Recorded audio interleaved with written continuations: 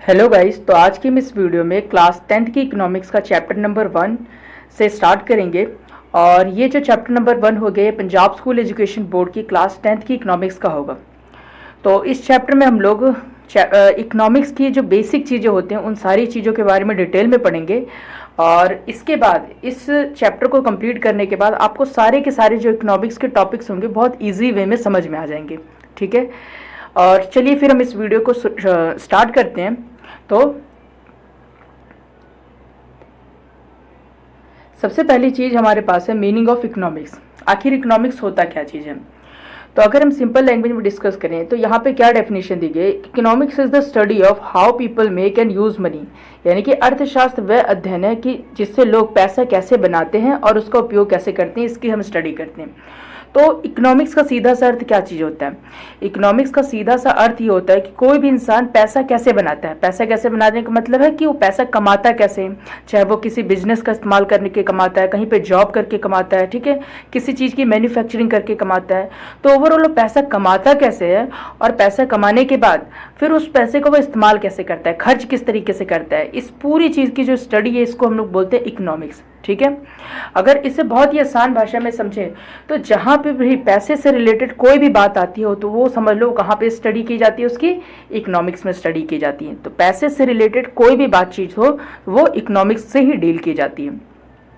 तो इकोनॉमिक्स होता क्या चीज़ है, एक और आसान वे में समझो, कम से कम संसाधनों में अधिक से अधिक ज़रूरतों की पूर्ति जिस माध्यम से हम लोग करते हैं उसकी जब हम स्टडी करते हैं उसको ही हम लोग क्या बोलते हैं, इकोनॉमिक्स बोलते हैं। ठीक है, यानी कि कम से कम संसाधनों में ज़्यादा से ज़्यादा ज़रूरतों की पूरी करने की जो स्टडी होती है इसी को हम लोग क्या बोलते हैं, इकोनॉमिक्स बोलते हैं। ठीक है, एग्जाम्पल के लिए जैसे मान लीजिए आपके पास छोटा सा ज़मीन का टुकड़ा है, ठीक है, इतना बड़ा आपके पास ज़मीन का टुकड़ा है और आपने क्या बनानी, इसकी पार्किंग बनानी है। ठीक है, आपने यहाँ पे गाड़ियाँ वगैरह खड़ी करनी है ताकि इसको एज ए पार्किंग की तरह आप यूज़ कर सको। अब क्या चीज़ है, अब ये छोटा सा ज़मीन का टुकड़ा है, इसमें मैक्सिमम कितनी गाड़ियाँ आ सकती हैं? मान लो कि इसमें मैक्सिमम आपकी 100 गाड़ियाँ आ सकती हैं। उसके बाद क्या चीज़, ये जगह फुल हो जाएगी। यानी स्पेस हमारे पास क्या है, ज़मीन का लिमिटेड है, रिसोर्स क्या चीज़ हमारे पास लिमिटेड है। मगर हमें क्या खड़ी करनी है, हमें मान लो 100 की जगह 1000 गाड़ियाँ खड़ी करनी है। तो आप कैसे खड़ी करेंगे यहाँ पर? तो इसमें इकोनॉमिक्स का कैसे इस्तेमाल करेंगे? क्योंकि देखो रिसोर्स हमारे पास लिमिटेड है, संसाधन हमारे पास लिमिटेड है, मगर ज़रूरत हमारी कितनी है, अनलिमिटेड है, यानी कि लिमिट से कहीं ज़्यादा है। यानी कि 100 गाड़ियाँ तो यहाँ पे पार्क की जा रही हैं, मगर हमें कितनी गाड़ियाँ यहाँ पे पार्क करनी है, 1000 गाड़ियाँ पार्क करनी है। तो हमारे पास रिसोर्स लिमिटेड है मगर ज़रूरत क्या है, लिमिट से कहीं ज़्यादा है, मतलब कि बहुत ज़्यादा ज़रूरतें हैं। तो इसमें हम इकोनॉमिक्स का कैसे इस्तेमाल करेंगे, इसके हम अलग अलग फ्लोर्स बना लेंगे। जैसे मान लीजिए एक मंजिला था, ठीक है, इसके ऊपर एक और बिल्डिंग बना देंगे, इसके ऊपर एक और बिल्डिंग बना देंगे। तो इससे क्या चीज़ होगा, इससे हमारे पास लिमिटेड रिसोर्स में हमने क्या किया, अपनी अनलिमिटेड ज़रूरतों को पूरा कर लिया। तो इस तरीके से हम इकोनॉमिक्स का इस्तेमाल करते हैं। तो आप देखेंगे कि आप अपने डे टू डे लाइफ में, अपने हर रोज़ की ज़िंदगी में इकोनॉमिक्स का इस्तेमाल किसी न किसी तरीके से करते हैं। ठीक है, जैसे मान लीजिए स्कूल है, ठीक है, स्कूल में फर्स्ट फ्लोर होता है बिल्डिंग का, उसमें मान लीजिए 100 बच्चे आ पा रहे हैं। तो हमारे पास स्कूल की ज़मीन तो लिमिटेड सी है। अब मान लीजिए मुझे उसमें 500 बच्चे बैठाने, तो हम क्या करते हैं, उस बिल्डिंग के ऊपर एक और फ्लोर बना देते हैं, तो वहाँ पे हम और बच्चे आ सकते हैं, और उस फ्लोर के ऊपर एक और फ्लोर बना सकते हैं, तो वहाँ पे और भी बच्चे आ सकते हैं। तो हमने क्या किया, हमारे पास स्कूल की जो ज़मीन थी वो लिमिटेड सी थी, मगर हमने इकोनॉमिक्स का इस्तेमाल करके उसी ज़मीन के ऊपर और ज़्यादा फ्लोर्स बना के उसका इस्तेमाल कर लिए। ठीक है, तो इसे हम लोग बोलते हैं इकोनॉमिक्स।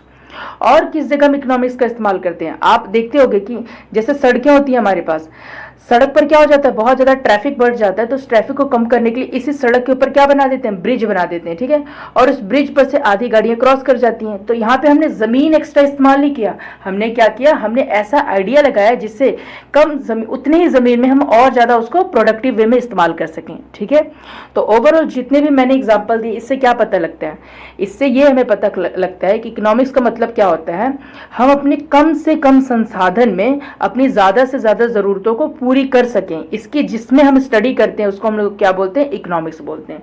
तो इकोनॉमिक्स को ओवरऑल एक ही काम है कि आपकी कम ज़्यादा से ज़्यादा ज़रूरतों को कम से कम संसाधनों में किस तरह पूरा कर सके उसकी हमें आइडिया देते हैं। ठीक है, तो ये हो गया हमारी इकोनॉमिक्स की बात। अब हम बात करते हैं कि आगे क्या बोल रहा है, it takes all the activities where people earn और स्पेंड मनी। तो इसमें वो सारी की सारी गतिविधियां आ जाती हैं जिससे लोग पैसा कमाते हैं और खर्च करते हैं। ठीक है। अब क्या होगा, Adam Smith is called the father of economics, Adam Smith को अर्थशास्त्र का पितामह माना जाता है। हाँ, तो ये चीज आपने याद रखनी है कि अर्थशास्त्र का पितामह किसे माना जाता है, एडम स्मिथ को माना जाता है, ठीक है। अब यहाँ पे एक एग्जाम्पल और दिया हुआ है कि जैसे एक शॉपकीपर जो है, एक नॉर्मल सा दुकानदार अपनी बिजनेस से पैसे कैसे कमाता है और उस पैसे का इस्तेमाल कैसे करता है, वो अपने बिजनेस को चलाता कैसे है, ठीक है। इस पूरी चीज की जो स्टडी होगी वो क्या कहलाएगी, हमारी इकोनॉमिक्स कहलाएगी। तो याद रखिएगा, जहां पर भी पैसे से रिलेटेड कोई भी बात चीज आ जाती है तो वो सारी की सारी चीज हमारी किस में आ जाती है, इकोनॉमिक्स में आ जाती है, ठीक है। तो ये चीज थी इकोनॉमिक्स। अब हमने एक चीज देखा कि इकोनॉमिक्स, अब देखिए एक दूसरा टर्म और होता है जिसको हम लोग बोलते हैं इकोनॉमी, ठीक है। इकोनॉमिक्स और इकोनॉमी में फर्क क्या चीज होता है, ये बात समझ लो, ठीक है। देखो, जहां पर भी बात छोटे लेवल की हो, मान लो कि आपके घर के आसपास किसी की सब्जी की दुकान है, ठीक है। आपके घर के आसपास किसी की सब्जी की दुकान है, आपको ये पता लगाना है कि ये सब्जी वाला किस तरीके से अपने बिजनेस को कंट्रोल करता है, ये किस तरीके से पैसा कमाता है और किस तरीके से अपने पैसे को खर्च करता है। तो इन सारी चीज की जो इन्फॉर्मेशन है, इस सारी चीज की जो स्टडी है, वो क्या कहलाएगा, इकोनॉमिक्स कहलाएगा, ठीक है। अब वही दूसरी तरफ, अब मान लीजिए आपको पता करना है कि आपके देश के अंदर जितने भी सब्जी वाले हैं वो सभी के सभी अपना बिजनेस कैसे कंट्रोल करते हैं, किस तरीके से पैसा कमाते हैं, कितना सेल करते हैं, कितना प्रॉफिट कमाते हैं, कहाँ पर खर्च करते हैं, उस सारी चीज की जब स्टडी करनी हो तो वो चीज क्या कहलाएगा, इकोनॉमी कहलाएगा, ठीक है। यानी कि इकोनॉमिक्स और इकोनॉमी में हल्का सा फर्क होता है, ठीक है। इकोनॉमिक्स का मतलब होता है छोटे लेवल पर किसी भी चीज की स्टडी करना, ठीक है। कोई भी इकोनॉमिक एक्टिविटी जब छोटे लेवल पर स्टडी की जाती है तो वो कहलाएगी इकोनॉमिक्स। जब वही इकोनॉमिक एक्टिविटी बहुत बड़े लेवल पर स्टडी की जाती है तो वो क्या कहलाता है, इकोनॉमी कहलाता है, ठीक है, अर्थव्यवस्था कहलाता है, ठीक। एक और एग्जांपल के जरिए समझते हैं। मान लीजिए कि आपके घर के आसपास किसी बार्बर की शॉप है, ठीक है, नाई की शॉप है। हमें पता करना है कि वो नाई दिन भर में कितने लोगों के बाल काटता है, कितने पैसे उससे अर्न करता है, कहाँ पे स्पेंड करता है। इन सारी चीज की जब हम डेटा निकालेंगे तो वो क्या कहलाएगा, इकोनॉमिक्स कहलाएगा, ठीक है। इकोनॉमिक्स, मैंने इकोनॉमी नहीं बोला, मैंने बोला इकोनॉमिक्स, ठीक है। अब उसी तरीके से मान लीजिए हमें पूरे भारत भर के जितने भी बार्बर्स है वो पैसा किस तरीके से कमाते हैं, कहाँ स्पेंड करते हैं, ठीक है। इस चीज का पूरा डेटा निकालना होगा तो क्या कहलाएगा, इकोनॉमी कहलाएगा, ठीक है। तो इकोनॉमिक्स और इकोनॉमी में ये फर्क होता है। तो इकोनॉमी क्या चीज होता है, an economy is the total money and business activities in a country, ठीक है। तो एक देश के अंदर जितना भी पैसा होता है, जितने भी बिजनेस एक्टिविटीज होती हैं, पूरे देश के लेवल पे जब हम स्टडी करते हैं तो उसको हम लोग क्या बोलते हैं, इकोनॉमी कहते हैं, ठीक है। We use the term economy when we talk about the financial system of a whole country. जब हम एक देश के पूरे फाइनेंस सिस्टम जो होता है, ठीक है, अपने पूरे देश की जो आर्थिक गतिविधि होती है उसके बारे में जब हम स्टडी करते हैं तो उसको हम लोग क्या बोलते हैं, इकोनॉमी कहते हैं, ठीक है। अच्छा, जैसे कि हम भारत की इकोनॉमी के बारे में स्टडी करें, अगर हम भारत के अंदर किस तरीके से बिजनेस कंट्रोल होते हैं, किस तरीके से बजट पास होता है, किस तरीके से पैसे खर्च होते हैं, पैसे कमाए जाते हैं, इन सारी चीज़ों की जब हम भारत के लेवल पे स्टडी करेंगे, पूरे इंडिया के लेवल पर, तो उसे हम लोग क्या बोलेंगे, उसे हम लोग बोलेंगे इंडियन इकोनॉमी, ठीक है। और मान लीजिए यूएसए के लेवल पर स्टडी करें तो उसे हम बोलेंगे यूएसए इकोनॉमी। यानी कि Indian economy means all the money and business activities happening in India. जितनी भी पैसे से संबंधित जितनी भी एक्टिविटीज भारत के अंदर की जा रही है उसको हम बोलेंगे इंडियन इकोनॉमी, ठीक है। और यूएसए इकोनॉमी को क्या बोलेंगे, USA economy means all the money and business activities happening in the USA. और यूएसए के अंदर पैसे से संबंधित जितनी भी एक्टिविटीज की जा रही हैं ओवरऑल लेवल पर उसे हम लोग बोलेंगे यूएसए इकोनॉमी, ठीक है। अगर पाकिस्तान के लेवल पे की जा रही है तो उसको हम बोलेंगे पाकिस्तान इकोनॉमी। अगर बांग्लादेश में कोई की जा रही है इकोनॉमिक एक्टिविटी तो उसको हम बोलेंगे बांग्लादेश इकोनॉमी, ठीक है। तो ओवरऑल हमने क्या समझा, हमने दो टर्म अभी तक समझे कि इकोनॉमिक्स क्या होता है और इकोनॉमी क्या होता है। इकोनॉमिक्स का मतलब क्या होता है, economics is all about how people make and use money, ठीक है। इकोनॉमिक्स का मतलब होता है कि लोग पैसा कैसे बनाते हैं और इसका इस्तेमाल कैसे करते हैं, ठीक है। इकोनॉमिक्स हम छोटे लेवल पर इस्तेमाल करते हैं इकोनॉमिक्स टर्म का, ठीक है। जबकि इकोनॉमी क्या होता है, it is about the entire money system of a country. और जब हम पूरे देश के लेवल पे बात करते हैं, देश की पूरी जब आर्थिक गतिविधि की बात करते हैं तो उसको हम बोलते हैं इकोनॉमी, ठीक है। तो वन टर्म में इसको डेफिनेशन करते हैं, एक बार में हम समझते हैं। जब भी इकोनॉमिक्स की बात है तो हम समझेंगे छोटे लेवल पे स्टडी। मान लीजिए आपका घर है, ठीक है, आपके घर के अंदर पैसे किस तरीके से आते हैं, किस तरीके से खर्च किए जाते हैं, तो आपके घर के लेवल पर सिर्फ स्टडी कर रहे हैं तो इकोनॉमिक्स कहलाएगा। मान लीजिए पूरे भारत के हर एक घर के बारे में जब स्टडी करते हैं कि वहाँ पैसे कैसे आते हैं, कैसे कमाए जाते हैं, कैसे खर्च किए जाते हैं, उसको हम बोलेंगे इकोनॉमी, ठीक है। तो 100 बात की एक बात, इकोनॉमिक्स का मतलब छोटे लेवल पे स्टडी, इकोनॉमी का मतलब बड़े लेवल पे स्टडी। तो ये चीज आपको पूरी तरीके से क्लियर हो चुकी होगी। अब हम आगे बढ़ते हैं। अब हम बात करते हैं कि नेशनल इनकम क्या होती है।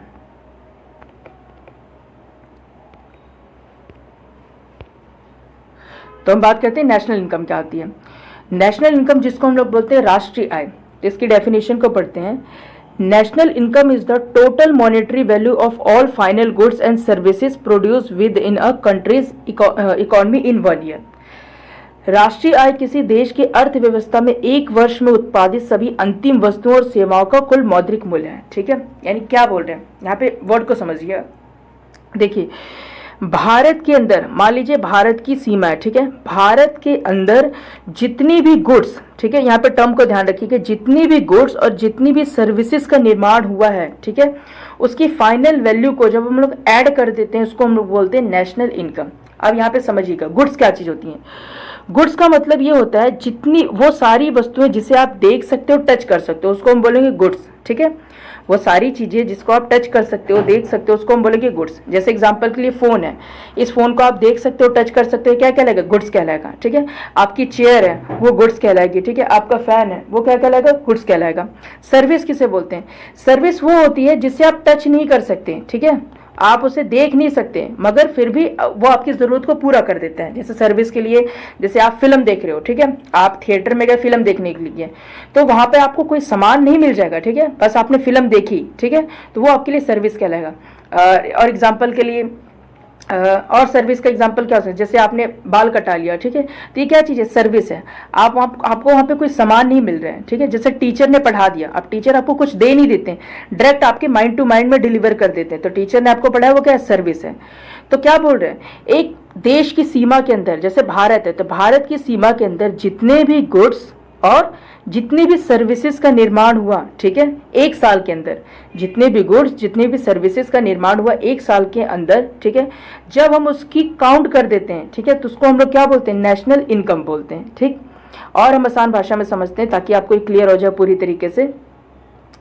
जैसे एग्जाम्पल के लिए देखो, गेहूं है जैसे, ठीक है, मान लो गेहूं की खेती की जाती है, ठीक है, गेहूं की खेती करने के बाद मान लो आपको आटा मिला, ठीक है, तो जब वो आटा मिला तो आटे से क्या बना, नहीं कि आटे को हम, गेहूं को हम लोग कहाँ भेज दिए? गेहूं को हम लोग बिस्किट फैक्ट्री में भेज दिए, ठीक है, बिस्किट फैक्ट्री के अंदर जाके उसका बिस्किट का निर्माण किया गया, और बिस्किट का निर्माण करने के बाद, ठीक है, उसको भेज दिया गया शॉप्स के ऊपर। ठीक है, तो मान लीजिए यहाँ पर जो गेहूं निकला था, 1 किलो गेहूं मान लो निकला था 20 रुपए में, ठीक है, उसके बाद इस गेहूं को जब फैक्ट्री में भेजा गया तो फैक्ट्री में बिस्कुट को तैयार करने में मान लो कि इसकी कीमत हो गई बढ़ के 40 रुपए, और जब ये आपके पास पहुंची तो इसकी कीमत हो गई 50 रुपए। तो क्या बोल रहे हैं, ये जो गुड्स है, ठीक है, इसका जो निर्माण हुआ, इसकी क्या होगी? इसकी एंड वैल्यू को हम लोग नेशनल इनकम में काउंट करेंगे। ठीक है, यानी कि क्या, 20 रुपए की जो गेहूं है ये हमारी नेशनल इनकम में काउंट नहीं होगा, ये 40 रुपए भी काउंट नहीं होगा, अंत में जो बचता है वो हमारे नेशनल इनकम में काउंट होता है। ठीक है, तो हमेशा एंड प्रोडक्ट जो होता है वो हमारे नेशनल इनकम में काउंट होता है। जैसे यहाँ पे आगे पढ़ेंगे, it includes the value of goods and services produce by the countries resident whether they produce it with in the country और अब्रॉड। इसमें क्या बढ़े, इसमें देश के निवासियों द्वारा उत्पादित वस्तुओं और सेवाओं का मूल्य शामिल होता है, चाहे वे देश के भीतर उत्पादित हो या विदेश में उत्पादित हो।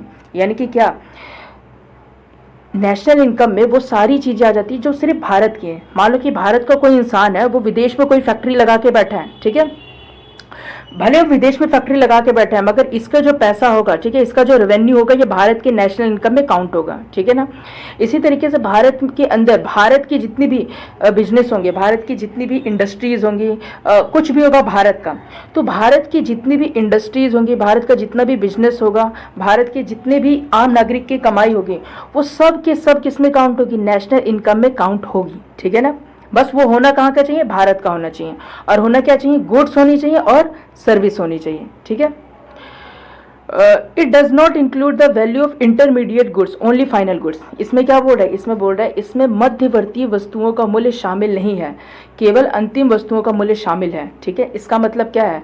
मध्यवर्ती मतलब क्या, कि मैंने एग्जाम्पल जो दिया, गेहूं है, गेहूं को तैयार करने में, 1 किलो गेहूं को तैयार करने में लगा मान लो 20 रुपए, ठीक है, तो ये 20 रुपए हमारे नेशनल इनकम में काउंट नहीं होगा। ठीक है, अब ये गेहूं गया बिस्किट फैक्ट्री में और इस गेहूं से तैयार हुआ बिस्किट, अब इसकी कीमत होगी मान लो 40 रुपये। अब ये 40 रुपये भी काउंट नहीं होगा, ठीक है।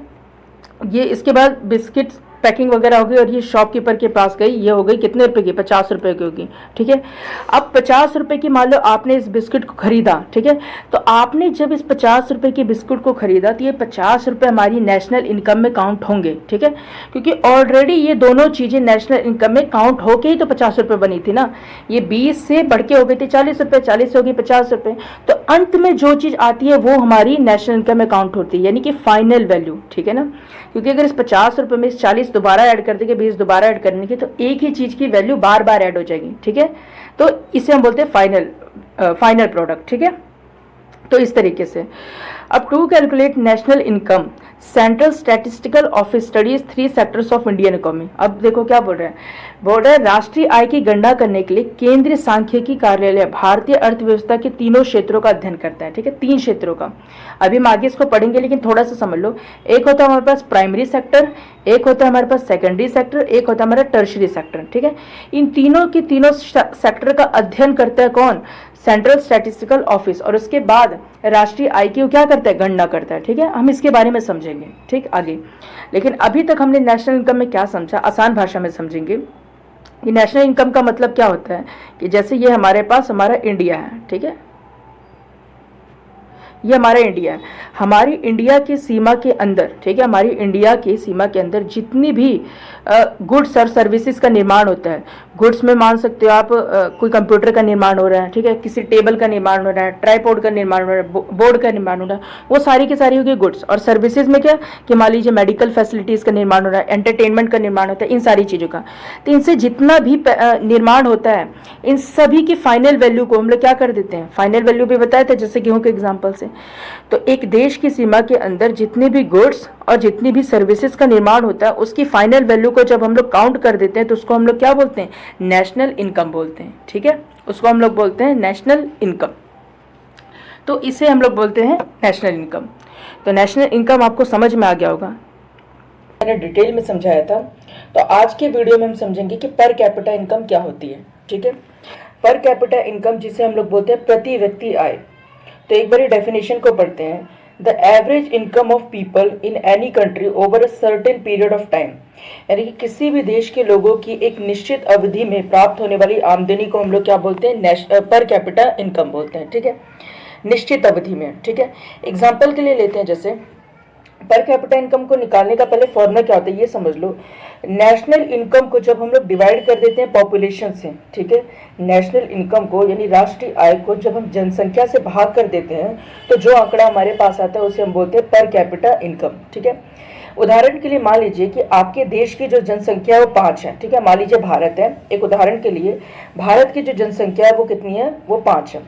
और मान लीजिए भारत का जो नेशनल इनकम आया हुआ वो आया हुआ 10,000 रुपये। तो नेशनल इनकम है 10,000 रुपये और पॉपुलेशन कितनी है 5।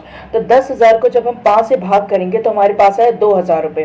तो ये 2,000 रुपये क्या है, ये 2,000 रुपये हमारे देश की क्या होगी, पर कैपिटा इनकम होगी, ठीक है। इसी तरीके से उदाहरण से समझ लीजिए कि मान लीजिए आपके घर में पर महीने 100 रुपये इनकम आती है, ठीक है, और आपके घर में कितने मेंबर हैं, 5 मेंबर्स हैं। 100 रुपये आती है 5 मेंबर से, तो पर कैपिटा इनकम कितना होगा, मतलब कि आपके घर के प्रति व्यक्ति आमदनी कितनी होगी, कि हर एक व्यक्ति के हिस्से में कितनी आमदनी आ रही है, ठीक है। तो इसको 100 को 5 से भाग करेंगे तो कितना आएगा, 20 आएगा, यानी कि आपके घर के प्रति व्यक्ति आमदनी कितनी, 20 रुपये, ठीक है। इसमें यह भी हो सकता है कि बहुत से लोग काम कर रहे हो सकता है 5 में से एक ही इंसान काम कर रहा हो, 4 इंसान काम ना करो, लेकिन फिर भी पर कैपिटा इनकम में हम एज ए एवरेज निकालते हैं, ठीक है।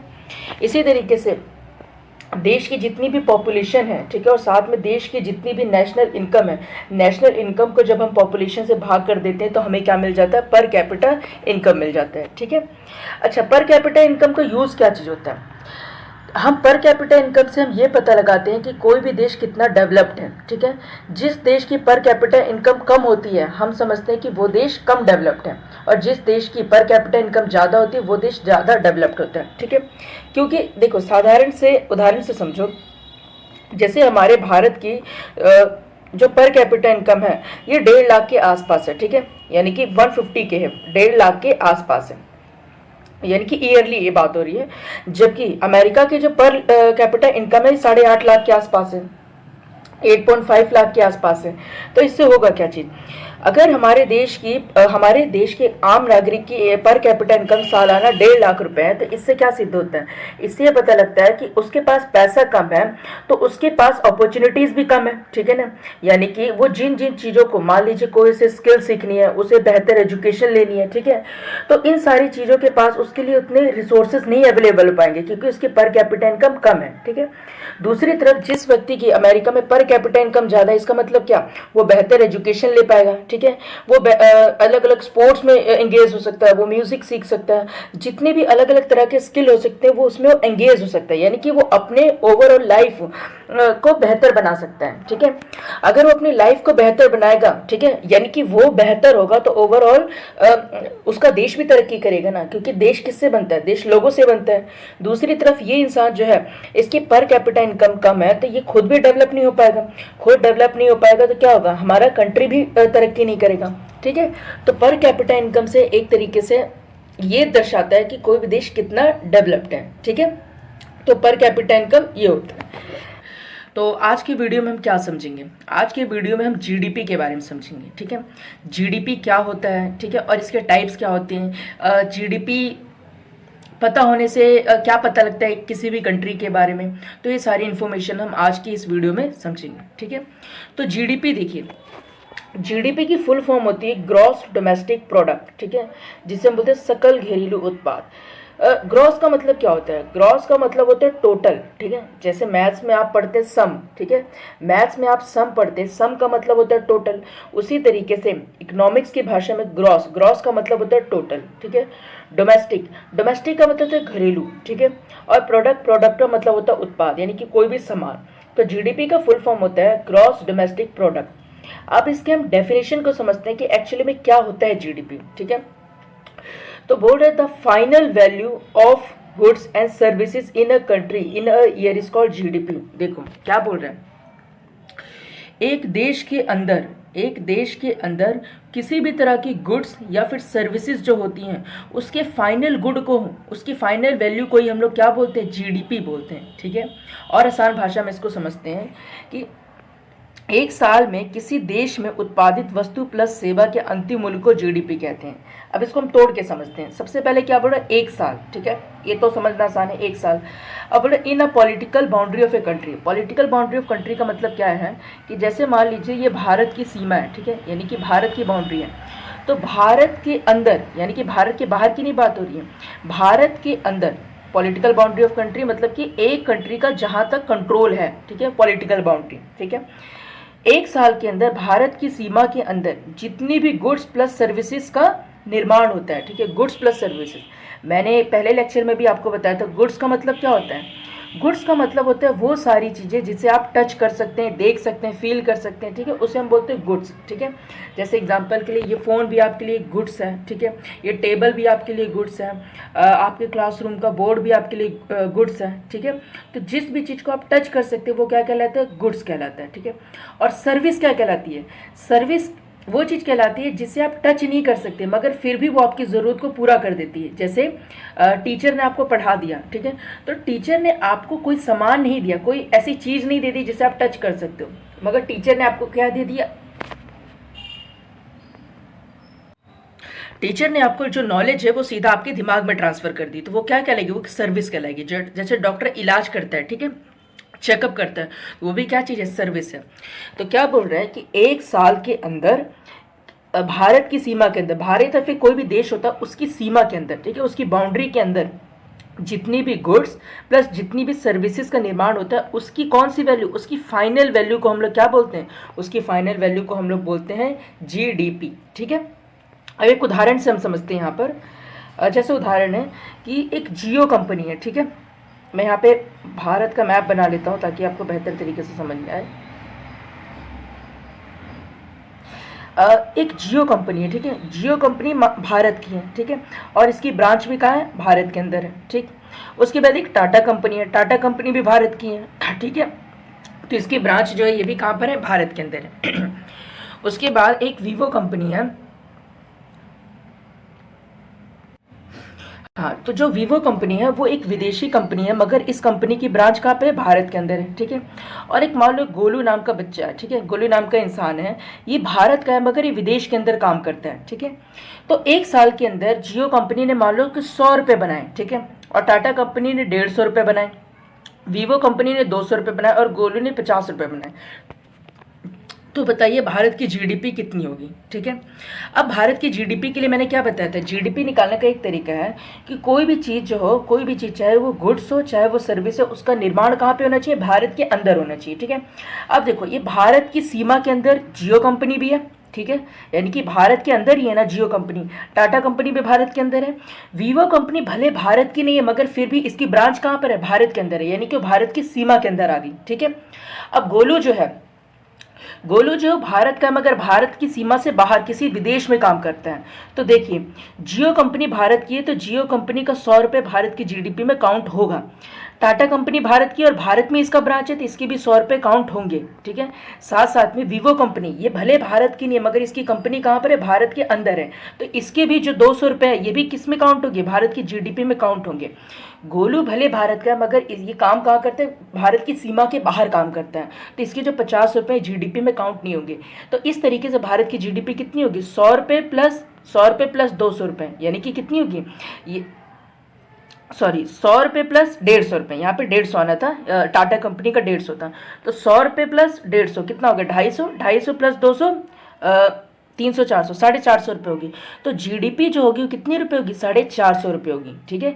ये बात आपको समझ में आई, क्योंकि यहाँ पे देखो चार चीजें कह रही हैं। यहाँ पे जीडीपी के लिए पहली चीज तो क्या होनी चाहिए कि एक वर्ष में जीडीपी निकाली जाती है। दूसरी क्या, कोई भी कंपनी, कोई भी जो जॉब करता है, कोई भी इंसान, वो सब कहाँ पे होने चाहिए, भारत की सीमा के अंदर होने चाहिए, ठीक है।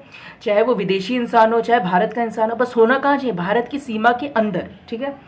और तीसरी चीज क्या बोलो, जितनी भी गुड्स और सर्विसेज का निर्माण होता है, आप जितनी भी चीज़ों का इस्तेमाल करते हो वो या तो गुड्स होती है या फिर सर्विस होती है, ठीक है। आप कुछ भी चीज़ ले लो, चाहे आप अपनी नोटबुक ले लो, नोटबुक क्या है, एक गुड्स है, ठीक है। पेंसिल क्या है, एक गुड्स है। आप जिस फ़ोन से ये लेक्चर देख लो वो भी क्या है, गुड्स है, ठीक है। मगर जो मैं पढ़ा रहा हूँ ये क्या चीज़ है, ये एक सर्विस है। तो जिस भी चीज़ को आप इंजॉय करते हो अपनी ज़रूरत को पूरा करने के लिए, वो या तो गुड्स होती है फिर सर्विस होती है। और उसकी क्या बोल रहे हो, उसकी फाइनल वैल्यू बोल रहे हैं। फाइनल वैल्यू मतलब क्या, जैसे मान लीजिए कि आप समोसे खरीदने जाते हैं, ठीक है। तो समोसे में मान लीजिए कि 2 रुपए की लगी क्या चीज़, चटनी लगी, ठीक है। 2 रुपए का उसमें आलू लगा, ठीक है। मान लीजिए 1 रुपए का मैदा लगा, ठीक है। मान लीजिए 1 रुपए का उसमें तेल लगा, ठीक है। तो उसकी टोटल वैल्यू कितनी होगी, 2 + 2 4 5 1 6, 6 रुपए का हो गया समोसा, ठीक है। अब ये जो 6 रुपए का समोसा है, अब दुकानदार आपसे ये थोड़ी ना बोलता कि 2 रुपए का इसमें आलू लगा है, 2 रुपए का तेल लगा है, 1 रुपए का मैदा लगा है, 1 रुपए की चटनी है, वो ऐसे नहीं बोलता ना। वो सबकी वैल्यू को काउंट करते कि एंड में कितने रुपए का समोसा बना, बस वो आपको बता देता है। सेम यही होता है जीडीपी में जो मिडल वैल्यू होती है उसको नहीं काउंट किया जाता, जो फाइनल वैल्यू होती है ना उसको काउंट किया जाता है, ठीक है। जैसे एक कंप्यूटर आप खरीदने जाते हो, ठीक है, मान लो एक लैपटॉप खरीदने गए हो, तो लैपटॉप के अंदर जो प्रोसेसर लगा हुआ है, लैपटॉप के अंदर जो कीबोर्ड लगी हुई है, मदरबोर्ड जो लगा हुआ है, उन सब की प्राइस को एक साथ टोटल करके आपको बता दिया जाता है, ठीक है। इसको हम बोलते हैं फाइनल वैल्यू। तो जो भी फाइनल वैल्यू होती है इसी को जीडीपी में हम काउंट करते हैं, ठीक है। एक और एग्जाम्पल से समझते हैं कि जैसे एग्जाम्पल के लिए वीट लेके आते हैं, ठीक है। मान लो किसान ने वीट ग्रो किया, ठीक है, गेहूँ ग्रो किया। अब गेहूँ मान लो 20 रुपए का है और उस गेहूं को फैक्ट्री में भेजा गया, ठीक है। इस फैक्ट्री में वो क्या बना, गेहूं के बिस्किट बनाए गए। मान लो बिस्किट हो गया 40 रुपए का। अब उसके बाद ये मार्केट में गया, ठीक है, और मार्केट में होगा 50 रुपए का, ठीक है। तो इस 50 रुपए के बिस्कुट को आपने खरीद लिया, तो जीडीपी में काउंट कौन सा होगा, फाइनल वैल्यू काउंट होगा। ये वीट का 20 रुपए नहीं काउंट होगा, 40 रुपए नहीं काउंट होगा। एंड में जो प्रोडक्ट बना, जिसके पास पहुंचा, 50 रुपए का प्रोडक्ट आपके पास पहुंचा, तो इसे कहेंगे फाइनल वैल्यू। ये फाइनल वैल्यू जीडीपी में हमारे काउंट होगी, ठीक है। तो इस तरीके से था जीडीपी। तो जीडीपी का मतलब क्या था कि एक सीमा के अंदर, ठीक है, भारतीय सीमा के अंदर जितनी भी गुड्स प्लस जितनी भी सर्विसेज का निर्माण हुआ है उसकी फाइनल वैल्यू को जब हम प्लस कर देते हैं तो उसी को हम लोग क्या बोलते हैं, जीडीपी बोलते हैं, ठीक है। तो यहाँ तक आपको ये समझ में आ गया होगा। अब हम जीडीपी के टाइप्स के बारे में समझते हैं, ठीक है। तो जीडीपी का जो पहला टाइप है इसको हम बोलते हैं जीएनपी। देखिए ये बिल्कुल सिंपल सी चीज़ है जीडीपी से। बस देखो जीएनपी में क्या होता है, जितनी भी भारत की चीज़ें होती हैं उसको हम लोग प्लस करते हैं, विदेशी की सारी चीज़ों को हम लोग माइनस कर देते हैं, ठीक है। यानी कि क्या, this money is use for the Nations work, it only include the income of Indians.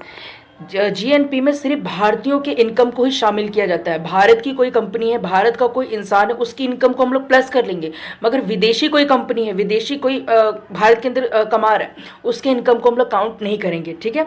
बिल्कुल सिंपल है। जीडीपी में देखो क्या था, जीडीपी में सब कुछ काउंट हो जाता है, चाहे वो इंडियन हो चाहे वो फॉरेन हो, चाहे इंडियन हो चाहे फॉरेन हो, बस होना कहाँ चाहिए, भारत की सीमा के अंदर वो बिजनेस होना चाहिए, या फिर वो कमाना चाहे वो कमा रहा हो तो भारत की सीमा के अंदर कमाना चाहिए। मगर जीएनपी में ऐसा नहीं होता है। जीएनपी में फॉरेन वालों को हम लोग माइनस कर देते हैं, सिर्फ इंडियन वालों को प्लस करते हैं, ठीक है। इसी उदाहरण से हम समझते हैं यहाँ पर। इसी उदाहरण से जैसे मान लीजिए जियो की कंपनी भारत की थी, इसके 100 रुपये प्लस होंगे जीएनपी में। टाटा कंपनी भी भारत की थी, इसके भी 150 रुपये प्लस होंगे। देखो जो वीवो कंपनी थी, ये भले इसकी ब्रांच भारत में थी, मगर ये कंपनी कौन सी थी, ये कंपनी थी फॉरेन, तो इसके जो 200 रुपये होंगे ये प्लस नहीं होंगे, ठीक है ना। गोलू गोलू जो है भले विदेश में काम कर रहा है, मगर ये इंसान कहाँ का है, ये नागरिक है भारत का, तो इसके भी 50 रुपये काउंट होंगे। यानी कि भारत के चाहे कोई भी कंपनी हो चाहे कोई भी इंसान हो, उसकी जितनी भी इनकम होगी काउंट होगी, चाहे वो कंपनी या वो इंसान भारत के अंदर हो चाहे भारत के बाहर हो।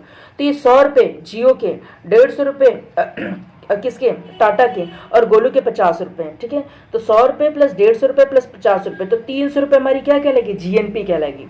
और जीडीपी क्या कहलाएगी, 450 रुपये, ठीक है। तो इतनी सी बात याद रखना है, जीडीपी में विदेशी प्लस भारतीय दोनों की इनकम को हम लोग काउंट कर लेते हैं, मगर जीएनपी में हम लोग क्या करते हैं, जीएनपी में सिर्फ भारतीय की इनकम को ही काउंट किया जाता है, ठीक है। तो यहाँ तक आपको समझ में आ गया होगा जीडीपी और जीएनपी में क्या फ़र्क होता है। अब हम तीसरे टाइप के बारे में बात करते हैं। जो तीसरा टाइप है इसको हम लोग बोलते हैं एनएनपी। एनएनपी मतलब नेट नेशनल प्रोडक्ट, ठीक है। अब देखिए एनएनपी क्या चीज़ होता है, जब हम जीएनपी में से डी माइनस कर देते हैं तो हमारे पास एनएनपी आता है, ठीक है। जीएनपी में से जब हम माइनस कर देते हैं डी तो हमारे पास क्या चीज़ आता है, हमारे पास एनएनपी आता है, ठीक है। नेट नेशनल प्रोडक्ट, शुद्ध राष्ट्रीय आय। अब ये क्या चीज़ होता है समझो। मान लीजिए कि आपकी जो जीएनपी थी, अभी मैंने ऊपर बताया ना जीएनपी कितनी आई थी, 300 रुपये आई थी, ठीक है। अब मान लीजिए आपका कोई बिजनेस है, एग्जाम्पल के लिए से सपोज कीजिए आपका कोई बिजनेस है, ठीक है। आपके उस बिजनेस में से 300 रुपये आए, ठीक है, जीएनपी बनी 300 रुपये, ठीक है। अब मान लीजिए कि आप उस बिजनेस में क्या बना रहे हैं, बल्ब बना रहे हैं, ठीक है। अब उस बल्ब में से मान लीजिए 20 रुपये का नुकसान हो गया, तो 300 रुपये के आपके तो बिजनेस था, उसमें से 20 रुपये का नुकसान हो गया, तो 20 रुपये तो वो कोई मुनाफा देगा नहीं, तो 20 रुपये क्या कहलाएगा, डेप्रिशिएशन कहलाएगा, टूट फूट कहलाएगा, ठीक है, मूल्य ह्रास जिसे कहते हैं। तो 300 रुपये में से 20 रुपये माइनस हो जाएंगे तो 280 रुपये क्या आ जाएगा, नेट नेशनल प्रोडक्ट आ जाएगा, ठीक है। ये चीज़ और आसान भाषा में इसको समझते हैं। जैसे कि मान लीजिए मेरे देश के अंदर 300 रुपये जो आया था, क्या आया था, जीएनपी आया था, ठीक है। 300 रुपये जीएनपी आया था। अब 300 रुपये जीएनपी में से मान लीजिए कि जो 50 रुपये पैसे थे, जो 50 रुपये थे वो मान लीजिए कि वेस्ट हो गए, ठीक है। इंडस्ट्री में मान लो कोई मशीन है, मशीन वगैरह ख़राब हो गई तो उससे हमें फ़ायदा नहीं हो रहा, नुकसान हो गया। तो 300 रुपये में से 50 रुपये जब हम माइनस करेंगे तो जो 250 रुपये बचेगा ना वो नेट इनकम कहलाएगी, ठीक है, नेट नेशनल प्रोडक्ट कहलाएगा, ठीक है।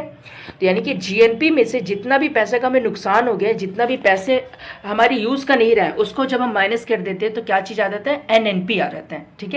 इसे हम बोलते हैं एनएनपी।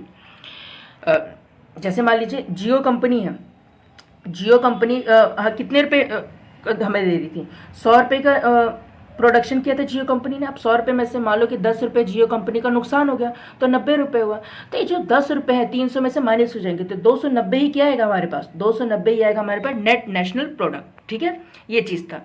तो ओवरऑल हमने क्या समझा, जीडीपी में क्या होता है, देश के अंदर जितनी भी देश के अंदर जितना भी प्रोडक्शन होता है गुड्स और सर्विसेज का, वो सब काउंट हो जाता है, चाहे वो फॉरेन कंपनी का हो चाहे विदेशी कंपनी का, चाहे वो भारतीय कंपनी का हो चाहे फॉरेन कंपनी का हो। जीएनपी में क्या शामिल होता है, सिर्फ देसी शामिल होता है, यानी कि सिर्फ भारतीयों का टोटल शामिल, सिर्फ भारतीयों की कंपनी जितना अर्न कर रही है, जितना मैन्युफैक्चर कर रही है, या फिर कोई भारत का इंसान बाहर जितना कमा रहा है वही सिर्फ जीएनपी में काउंट होगा। एनएनपी में क्या काउंट होता है, जीएनपी जितनी आई है, जीएनपी में से जो भी पैसा नुकसान हो गया, डेप्रिशिएशन हो गया, उसको जब हम माइनस कर देते हैं तो हमारे पास क्या आ जाता है, एनएनपी आ जाता है, ठीक है।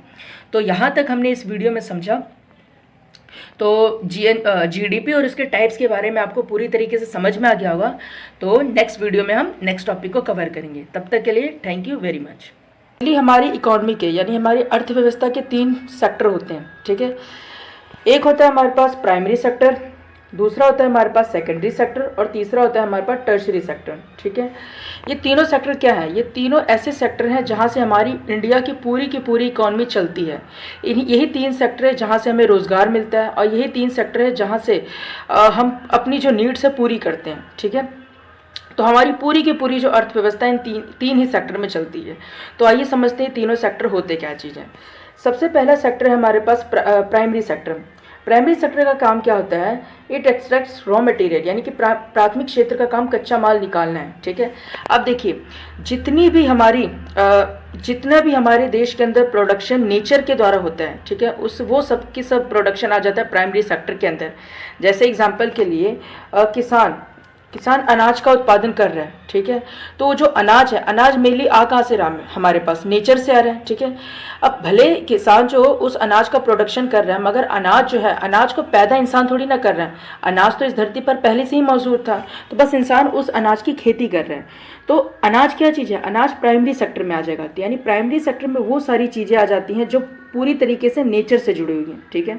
जैसे मुर्गी का अंडा हो गया, अंडा किस क्षेत्र में आएगा? अंडा प्राइमरी सेक्टर में आएगा, क्योंकि अंडा जो है ये मुर्गी से आता है और मुर्गी पूरी तरीके से नेचुरल है, ठीक है। इसे इंसान थोड़ी ना पैदा करता है, यानी कि इंसान इसे नहीं पैदा करता, ये तो नेचुरल सी चीज़ है। तो वो क्या चीज़ है? वो प्राइमरी सेक्टर के अंदर आ जाएगी, ठीक है। सेकेंडरी सेक्टर क्या चीज़ होता है? Manufactures and processes those materials, ठीक है ना। जो भी प्राइमरी सेक्टर की वस्तुएं होती हैं, उसमें जब हम किसी तरह की छेड़खानी करते हैं, उसको अपग्रेड करते हैं, तो वो आ जाती है सेकेंडरी सेक्टर के अंदर। एग्जाम्पल के लिए जैसे खेती में से गेहूं का उत्पादन हुआ, तो जो गेहूं है वो नेचुरल है, ठीक है, नेचर से हमें मिला है, तो गेहूं आ जाएगा प्राइमरी सेक्टर के अंदर। अब उस गेहूं को हमने क्या किया? उस गेहूं को हमने फैक्ट्री के अंदर उस गेहूं को पीस वगैरह करके उसका आटा बना दिया। यानी गेहूं में जैसे हम प्राइमरी सेक्टर में किसी भी तरह की जब छेड़छाड़ की जाती है, या फिर प्राइमरी सेक्टर की चीज़ों को जब हम लोग उसमें मैन्युफैक्चर करते हैं, यानी कि उस प्राइमरी सेक्टर की चीज़ों से अगर हम कुछ और चीज़ बनाते हैं, ठीक है, तो वो जो चीज़ आई है वो आ जाती है सेकेंडरी सेक्टर के अंदर। जो आटा है प्राइमरी सेक्टर में आ गया गेहूं, इस गेहूं से बनाया गया आटा, तो आटा आ गया हमारे पास सेकेंडरी सेक्टर में। उसके बाद सेकेंडरी सेक्टर के बाद टर्शरी सेक्टर का क्या काम होता है? It provide services and sell product to consumers. तो टर्शरी सेक्टर का काम क्या चीज़ होता है? कि प्राइमरी और सेकेंडरी सेक्टर की हेल्प करना। यानी कि क्या, जो ये सेकेंडरी सेक्टर में हमारे पास आटा आया है, इस आटे की सप्लाई करनी होगी पूरे देश के अंदर, तो पूरे देश के अंदर सप्लाई करने के लिए हमें सर्विस चाहिए, और सर्विस का काम कौन करता है? हमारे पास टर्शरी सेक्टर सर्विस का काम करता है, यानी कि सेवा देने का काम करता है टर्शरी सेक्टर, ठीक है। तो प्राइमरी सेक्टर पूरी तरीके से प्रकृति से जुड़ा होता है, तो जो भी हमें प्रकृति से सीधे कोई भी चीज़ मिल जाता है वो आ जाती है प्राइमरी सेक्टर के अंदर। सेकेंडरी सेक्टर में क्या होता है? जब प्राइमरी सेक्टर की किसी भी चीज़ को हम लोग क्या करते हैं, उसमें किसी भी तरह का चेंजेस लेके आते हैं, ठीक है, तो वो आ जाता है हमारे पास सेकेंडरी सेक्टर में। उसके बाद प्राइमरी सेक्टर की जो गेहूँ है मान लो, तो उस गेहूँ को फैक्ट्री तक सप्लाई करने में किसकी हेल्प लेनी पड़ेगी? टर्शरी सेक्टर की लेनी पड़ेगी, यानी कि सेवा क्षेत्र की लेनी पड़ेगी, तृतीय क्षेत्र की। तो टर्शरी सेक्टर प्राइमरी सेक्टर और सेकेंडरी सेक्टर की हेल्प करता है। तो मान लीजिए जो गेहूं है, गेहूं को अगर फैक्ट्री तक पहुंचाना है तो किसकी मदद लेनी पड़ेगी? टर्शरी सेक्टर, क्योंकि कोई ना कोई गाड़ी ही ना इसको सप्लाई करेगी। उसी तरीके से जो गेहूं है, गेहूं तैयार हो चुका है, आटे में बदल चुका है, अब आटे को सप्लाई कौन करेगा? रिटेलर्स की शॉप तक, घर घर कौन पहुंचाएगा? ये सर्विस सेक्टर का काम होगा, ठीक है। तो ये थी तीनों सेक्टर के बारे में। तो आई होप यहाँ तक आपको पूरी चीज़ें समझ में आ गई होंगी, प्राइमरी सेक्टर, सेकेंडरी सेक्टर और टर्शरी सेक्टर के बारे में। तो एक बार हम इसको रिवाइज कर लेते हैं, तीनों सेक्टर है क्या चीज़। जब भी हमें कोई भी वस्तु सीधे नेचर से मिलती है तो किस क्षेत्र में आ जाती है? प्राइमरी सेक्टर में आ जाती है। उस नेचर से मिली हुई वस्तु को जब हम लोग उसमें कुछ चेंजेस ले आते हैं तो वो आ जाती है टर्शरी सेक्टर में। उसके बाद प्राइमरी सेक्टर और टर्शरी सेक्टर की हेल्प के लिए, यानी कि मटेरियल को सप्लाई करने के लिए किसकी मदद लेते हैं? टर्शरी सेक्टर की मदद लेते हैं, ठीक है। अब इसी तरीके से मान लीजिए कि कोई इंसान खेती कर रहा है तो वो आ जाएगा प्राइमरी सेक्टर में, ठीक है। कोई इंसान जो है वो करियाने की दुकान चलाता है, तो यानी कि गेहूं वगैरह बेचता है, ठीक है, और आटा वगैरह बेचता है, तो वो कौन से सेक्टर में आ गया, वो आ गया सेकेंडरी सेक्टर में। इसी तरीके से कोई सेलर का काम करता है, वो मान लीजिए कि कपड़ा वगैरह है, कपड़ा वगैरह बेचता है, तो वो कौन से सेक्टर में आ जाएगा, सर्विस सेक्टर में, ठीक है ना। जैसे कि कपड़ा है, कपड़ा आ गया कॉटन से, तो कॉटन की खेती हुई, तो कॉटन की खेती नेचर से मिल गई, ठीक है, तो आ जाएगा प्राइमरी सेक्टर में। उस कॉटन को भेजा गया फैक्ट्री में, उस कॉटन को चेंज कर दिया गया कपड़े में, तो जो फैक्ट्री होगी वो सेकेंडरी सेक्टर हो गई। और इसके बाद वो जो कपड़ा तैयार हुआ उसे मान लीजिए किसी ने खरीद लिया थोक रेट पर, और उसके बाद उस कपड़े को स्टॉल लगा के उस कपड़े को बेच रहे हैं, तो जो सेलर होगा कौन से सेक्टर में आ गया, टर्शरी सेक्टर में आ गया। इसी तरीके से मान लीजिए आपके पिताजी कोई काम करते हैं, तो आपके पिताजी इन तीनों में से किसी एक सेक्टर में काम करते होंगे, या तो प्राइमरी सेक्टर से जुड़े होंगे, या वो सेकेंडरी सेक्टर से जुड़ेंगे, या फिर वो टर्शरी सेक्टर से जुड़े होंगे। जैसे एग्जांपल के लिए एक और लीजिए, जैसे लोहा है, लोहा हमें सीधे ज़मीन से निकलता है, ठीक है, चट्टानों से निकलता है, यानी कि वो खनिज है एक तरीके से। तो लोहा जो मिला नेचर से मिला, तो जो लोहे के खनन से संबंधित काम में जुड़ा होगा, कि जो लोहे को ज़मीन से निकालता होगा, ठीक है, खनन से संबंधित काम में जुड़ा होगा, तो वो आ जाएगा प्राइमरी सेक्टर में। उस लोहे को फैक्ट्री में पिघला के मान लो कोई सामान तैयार किया जा रहा है, तो मान लीजिए आपके पिताजी फैक्ट्री में काम करते हैं लोहे की, तो कौन से सेक्टर में आ गया, सेकेंडरी सेक्टर में आ गया। उसके बाद मान लीजिए लोहे से बना दी गई साइकिल, उसके बाद उस साइकिल को बेचने के लिए जगह जगह पर जो लेके जाते हैं, एक कंपनी से दूसरी कंपनी जो पहुंचाने का काम करता है, वो सर्विस सेक्टर का काम होता है, तो वो आ गया टर्शरी सेक्टर। इस तरीके से प्राइमरी सेक्टर, टर्शरी सेक्टर और सेकेंडरी सेक्टर, इन तीनों सेक्टर से हमारी पूरी की पूरी इकोनॉमी चलती है, ठीक है। आज के समय में अगर देखा जाए तो ज़्यादातर लोग जो जुड़े हो कौन से सेक्टर में जुड़े, टर्शरी सेक्टर में जुड़े हैं। क्योंकि देखो प्राइमरी सेक्टर में जुड़ना थोड़ा मुश्किल है, क्योंकि मान लीजिए खेती का उत्पादन करना बहुत टफ काम होता है, आपके पास प्रॉपर ज़मीन होनी चाहिए, उसको टाइम टू टाइम देखभाल करनी पड़ती है, ठीक है, तो इसमें बहुत मेहनत का काम होता है, इस वजह से इसमें कम लोग जुड़े होते हैं। हालांकि इंडिया में बहुत बड़ी मात्रा में लोग खेती से जुड़े हुए हैं, लेकिन आज के समय की हम बात करें तो टर्शरी सेक्टर में ज़्यादा लोग जुड़े हुए हैं। सेकेंडरी सेक्टर में क्या प्रॉब्लम होती है, अगर आपको सेकेंडरी सेक्टर में जाना है तो या तो आप मजदूरी करिए, ठीक है, कहीं पे काम करिए, या फिर आपको अगर फैक्ट्री लगानी है तो फैक्ट्री लगाने के लिए भी पूंजी चाहिए। यानी कि प्राइमरी सेक्टर को चीज़ों को लेके सेकेंडरी सेक्टर में उसको चेंज करेंगे ना, तो उसमें भी आपको पूंजी चाहिए। टर्शरी सेक्टर में ईजी रहता है, क्योंकि टर्शरी सेक्टर में सेलिंग का मेन काम होता है, ट्रांसपोर्टेशन का काम होता है, ठीक है। यानी कि प्राइमरी सेक्टर और सेकेंडरी सेक्टर की एक तरीके से मदद की जाती है। तो मान लीजिए कि कपड़े का बिजनेस करना है, ठीक है, अब कॉटन को उगाना, जमीन तैयार करना, इसमें टफ टास्क होता है, ठीक है, तो इसमें कम लोग जुड़ेंगे। अब फैक्ट्री में लेके आके कॉटन से कपड़ा तैयार करना, इसके लिए भी पूंजी चाहिए, तो इसमें भी कम लोग जुड़ेंगे। और तीसरा, कपड़े को थोक रेट पे खरीद के इसको बेचना, ये थोड़ा ईजी टास्क होता है, इसमें कम इन्वेस्टमेंट लगती है, तो इस वजह से टर्शरी सेक्टर में लोग ज़्यादा मात्रा में जुड़ते हैं। तो आई होप ये तीनों सेक्टर आपको समझ में आ गए होंगे, प्राइमरी सेक्टर, सेकेंडरी सेक्टर और टर्शरी सेक्टर, ठीक है। तो चलिए वीडियो को हम स्टार्ट करते हैं। सबसे पहला टॉपिक है हमारे पास कंजम्पशन। कंजम्पशन जिसको हिंदी में बोलते उपभोग। तो देखिए कंजम्पशन का मतलब क्या होता है, the activity by which a person satisfy his needs is called consumption. मतलब कि वो सारे काम, वो सारी चीज़ें जो इंसान करता है ताकि उसकी ज़रूरतें पूरी हो सके, उसको हम बोलते हैं कंजम्पशन, ठीक है ना। जैसे कि इंसान कोई भी एक्टिविटी, कोई भी गतिविधि जिसके द्वारा इंसान अपनी आवश्यकताओं को पूरी करता है, उसको हम उपभोग कहते हैं। उदाहरण के लिए समझते हैं, उदाहरण के लिए मान लीजिए रोटी है, ठीक है, मैं रोटी को खा रहा हूँ और रोटी को खा के मैं अपनी ज़रूरत को पूरी कर रहा हूँ। कौन सी ज़रूरत, मैं अपनी भूख को मिटा रहा हूँ, तो रोटी का मैं क्या कर रहा हूँ, कंजम्पशन कर रहा हूँ। इसी तरीके से मान लीजिए आप फ़ोन यूज़ कर रहे हैं, फ़ोन यूज़ करके आप स्टडी कर रहे हैं, तो फ़ोन का आप क्या करें, कंजम्पशन कर रहे हैं। तो जिस भी चीज़ का इस्तेमाल आप अपनी ज़रूरत को पूरा करने के लिए करते हैं, उस चीज़ का आप क्या करते हैं, कंजम्पशन करते हैं, ठीक है। तो कंजम्पशन भी दो टाइप्स के होते हैं। पहला टाइप होता है एवरेज कंजम्पशन प्रोपेंसिटी, जिसको हिंदी में बोलते हैं औसत उपभोग प्रवृत्ति, ठीक है। और दूसरा जो हमारा टाइप है उसको हम बोलते हैं मार्जिनल प्रोपेंसिटी टू कंज्यूम, जिसको बोलते हैं हिंदी में सीमांत उपभोग प्रवृत्ति। अब ये दोनों चीज़ें क्या होते हैं, इसको वन बाय वन समझते हैं। सबसे पहला चीज़ जो है हमारे पास एवरेज कंजम्पशन प्रोपेंसिटी, जिसको बोलते हैं औसत उपभोग प्रवृत्ति। इसका मतलब क्या होता है, जितनी हमारी इनकम होती है, ठीक है, और जितना हमारा कंजम्पशन होता है, यानी जितनी हमारी आय होती है और जितना हमारा उपभोग होता है, जब इसको हम डिवाइड कर देते हैं तो हमारे पास आता है औसत उपभोग प्रवृत्ति, ठीक है। एग्जाम्पल के लिए समझिए, जैसे आपकी इनकम है 100 रुपये, ठीक है, आपकी इनकम है 100 रुपये और 100 रुपये में से अपनी ज़रूरतों को पूरा करने के लिए आपने 50 रुपये खर्च कर दिए, ठीक है। इनकम 100 रुपये और खर्च कर दिए 50 रुपये, तो 50 को 100 से जब हमने भाग किया तो हमारे पास है 1/2। तो 1/2 क्या चीज़ है हमारे पास, 1/2 हमारे पास औसत उपभोग प्रवृत्ति। ठीक है, अब दूसरा हम समझते हैं मार्जिनल प्रोपेंसिटी टू कंज्यूम क्या होता है, सीमांत उपभोग प्रवृत्ति। जैसे ही आपके इनकम में चेंज आता है, जैसे ही आपके इनकम में चेंज आता है तो आपके कंजम्पशन में भी क्या आ जाता है, चेंज आ जाता है। ठीक है, मान लीजिए कि आपकी आय पहले 100 रुपये थी, 100 रुपये से बढ़ के आपकी आय होगी 150 रुपये। ठीक है, और सेम उसी तरीके से पहले आपका कंजम्पशन था 50 रुपये, अब कंजम्पशन बढ़ के होगा 60 रुपये। ठीक है, तो अब इन दोनों को हम डिवाइड करेंगे जब, तो हमारे पास आया 3/5। ठीक है, तो जो 3/5 है इसको हम क्या बोलेंगे, सीमांत उपभोग प्रवृत्ति बोलेंगे। ठीक है, तो ये हमारे कंजम्पशन के 2 टाइप्स थे। तो चलिए बढ़ते हैं अब हम नेक्स्ट टॉपिक्स की तरफ। नेक्स्ट हमारा टॉपिक है सेविंग। सेविंग यानी बचत। तो बचत क्या चीज़ होता है, the money that remains after subtracting expenses from income is called saving. इसका मतलब क्या है, आय में से व्यय घटाने के बाद जो धन बचता है उसे बचत कहते हैं। यानी कि जितनी आपकी इनकम है, इनकम में ज़रूरत के लिए जो आपने खर्च कर दिया, खर्च करने के बाद जितना पैसा आपके पास बचा उसको हम बोलते हैं बचत। ठीक है, सेम बचत भी 2 तरीके का होता है। सबसे पहला जो बचत का टाइप होता है इसको हम बोलते हैं एवरेज सेविंग प्रोपेंसिटी, औसत बचत प्रवृत्ति। दूसरा होता है हमारे पास मार्जिनल सेविंग प्रोपेंसिटी, जिसको हम बोलते हैं सीमांत बचत प्रवृत्ति। ठीक है, तो पहला टाइप समझते हैं और एवरेज सेविंग प्रोपेंसिटी। जितनी आपकी इनकम है, ठीक है, जितनी आपकी इनकम है उसमें से आपने कितना पैसा सेव कर लिया, इसको जब हम डिवाइड करते हैं तो हमारे पास क्या आता है, औसत बचत प्रवृत्ति।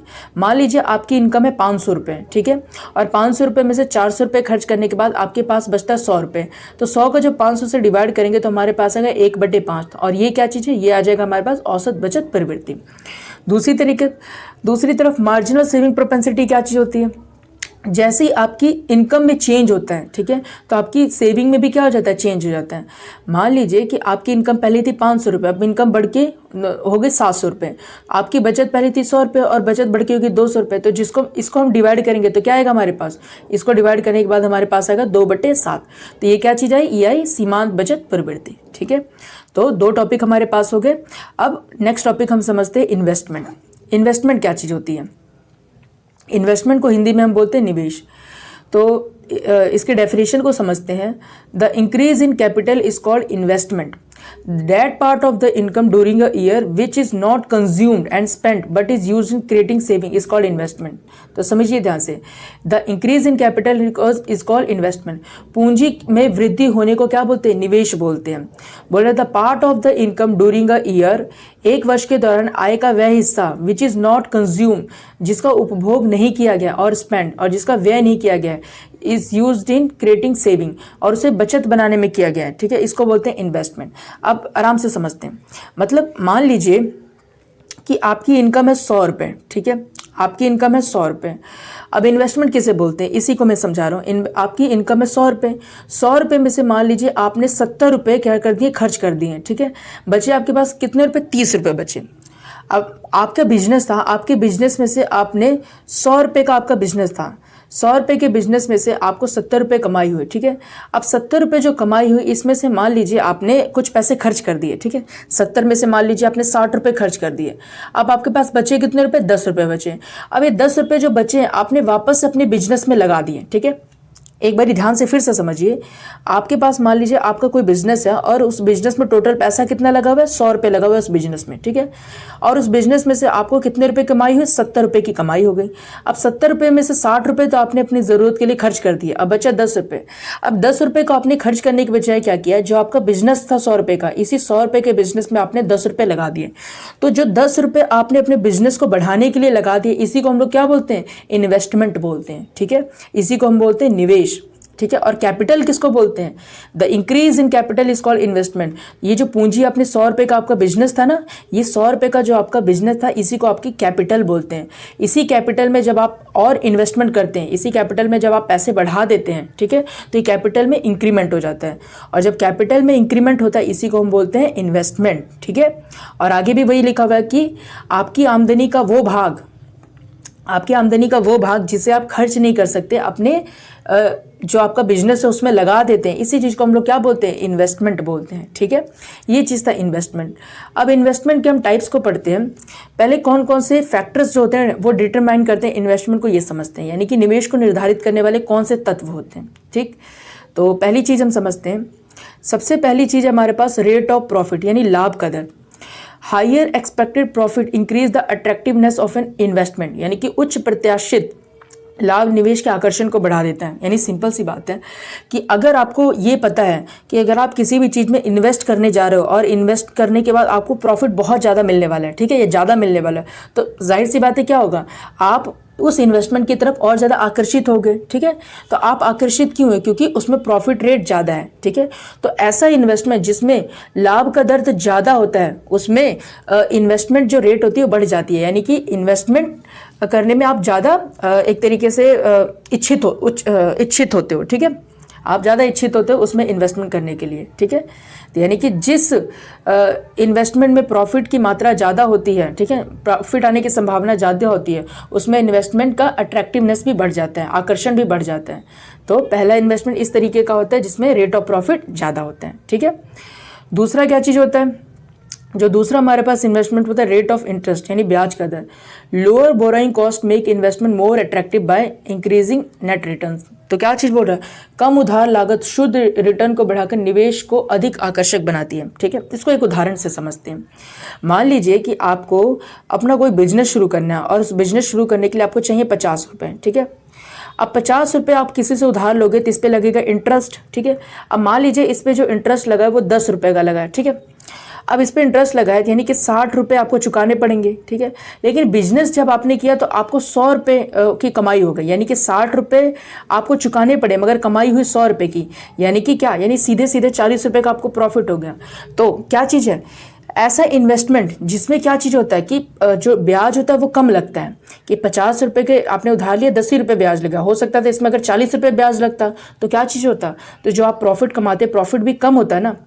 तो ऐसा इन्वेस्टमेंट जिसमें ब्याज का रेट कम होता है और प्रॉफिट ज़्यादा आपका होता है, नेट प्रॉफिट, तो उस इन्वेस्टमेंट को हम लोग बोलते हैं रेट ऑफ इंटरेस्ट। मतलब कि जब इस तरीके का केस बनता है तो इन्वेस्टमेंट में अट्रैक्टिवनेस बढ़ जाती है, इन्वेस्टमेंट में अट्रैक्शन काफ़ी ज़्यादा बढ़ जाता है, ठीक है।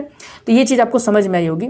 इसमें थोड़ा सा अगर डाउट होगा तो एक बार और एक एग्जाम्पल से समझते हैं। जैसे कि मान लीजिए कि मुझे 100 रुपये चाहिए, ठीक है, और 100 रुपये पे लगा 2% इंटरेस्ट, ठीक है। तो 100 रुपये पे 2% इंटरेस्ट कितना हो जाएगा? 2/100, यानी कि 2 रुपये हो जाएगा, ठीक है। यानी कि अगर मुझे 100 रुपये चाहिए उधार तो इस पर मुझे 2% के इंटरेस्ट के हिसाब से मुझे 102 रुपये चुकाने पड़ेंगे, ठीक है। 102 रुपये मुझे चुकाने पड़े, मगर वही जो 100 रुपये मैंने अपने बिजनेस में लगाया, मान लो मुझे 150 रुपये उससे कमाई हुई, ठीक है। तो इस 150 रुपये में से 102 रुपये तो मैं चुका दूंगा और बचा कितने रुपये? 48 रुपये बचा। तो 48 रुपये मेरा क्या हुआ? नेट प्रॉफिट हुआ, ठीक है। तो क्या चीज़ है? जब इंटरेस्ट की मात्रा, ब्याज हमारे पास कम होता है और नेट प्रॉफिट ज़्यादा होता है तो किसी भी इन्वेस्टमेंट में हमारा आकर्षण क्या हो जाता है? बढ़ जाता है। अगर यही 2 रुपये इंटरेस्ट की जगह मान लो कि मेरे पास 20 रुपये इंटरेस्ट लगा होता, ठीक है, तो मुझे चुकाने कितने रुपये पड़ते? 120 रुपये पड़ते हैं।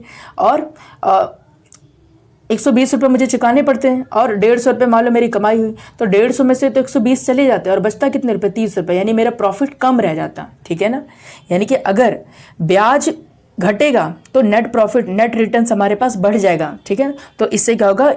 इस तरह के इन्वेस्टमेंट में हम लोग ज़्यादा अट्रैक्शन महसूस करेंगे, ठीक है। तो ये 2 तरह के हमारे पास इन्वेस्टमेंट थे। तो चलिए अब हम समझते हैं कि टाइप्स ऑफ इन्वेस्टमेंट। 2 टाइप्स के इन्वेस्टमेंट होते हैं हमारे पास। एक होता है इंड्यूस इन्वेस्टमेंट, जिसे हम बोलते हैं प्रेरित निवेश, यानी कि कोई भी ऐसा इन्वेस्टमेंट जो आप प्रॉफिट कमाने के लिए कर रहे हो उसको हम बोलते हैं इंड्यूस इन्वेस्टमेंट, ठीक है। दूसरा हमारे पास होता है ऑटोमेटिक इन्वेस्टमेंट, इसको हम बोलते हैं स्वचालित निवेश। आप कोई भी ऐसा इन्वेस्टमेंट करते हैं जिसमें आपको पता है कि इसमें फ़ायदा हो भी सकता है और फ़ायदा नहीं भी हो सकता, मगर फिर भी आप इन्वेस्ट करते हो, इस तरह के इन्वेस्टमेंट को हम बोलते हैं स्वचालित निवेश। ऐसा इन्वेस्टमेंट कौन करता है? ऐसा इन्वेस्टमेंट गवर्नमेंट करती है। किसके लिए? पब्लिक वेलफेयर के लिए, जनता की भलाई के लिए। जैसे सरकार एजुकेशन में इन्वेस्ट करती है, हॉस्पिटल में इन्वेस्ट करती है, इसके अलावा सरकार आपकी बेसिक फैसिलिटीज़ में इन्वेस्ट करती है। हो सकता है सरकार को इससे रिटर्न मिले या फिर रिटर्न ना भी मिले, मगर फिर भी सरकार इस पे इन्वेस्ट करती है, ठीक है। इस तरह के इन्वेस्टमेंट को हम लोग बोलते हैं ऑटोमेटिक इन्वेस्टमेंट, ठीक है। अगला हमारे पास है 2 मोर टाइप ऑफ इन्वेस्टमेंट। इन निवेश के 2 और प्रकार कौन कौन से? एक होता है हमारे पास ग्रॉस इन्वेस्टमेंट, जिसको हम बोलते हैं सकल निवेश, और दूसरा हमारे पास होता है नेट इन्वेस्टमेंट, जिसको हम बोलते हैं शुद्ध निवेश। अब इन दोनों चीज़ों को हम समझते हैं क्या चीज़ होता है। सबसे पहले हम समझते हैं ग्रॉस इन्वेस्टमेंट, यानी सकल निवेश, यानी कि total amount of money spent on purchasing new capital assets and maintaining और replacing existing ones over specific period. तो क्या चीज़ है?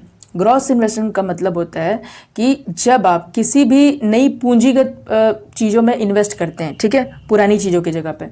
एग्जांपल के लिए जैसे मैंने अपनी एक फैक्ट्री खोली, उस फैक्ट्री में कुछ पुरानी मशीन थी, ठीक है, मान लो कि 5 लाख की मशीन थी उसमें, ठीक है, और मशीन्स बहुत पुरानी हो गई थी, ख़राब हो गई थी, ठीक है।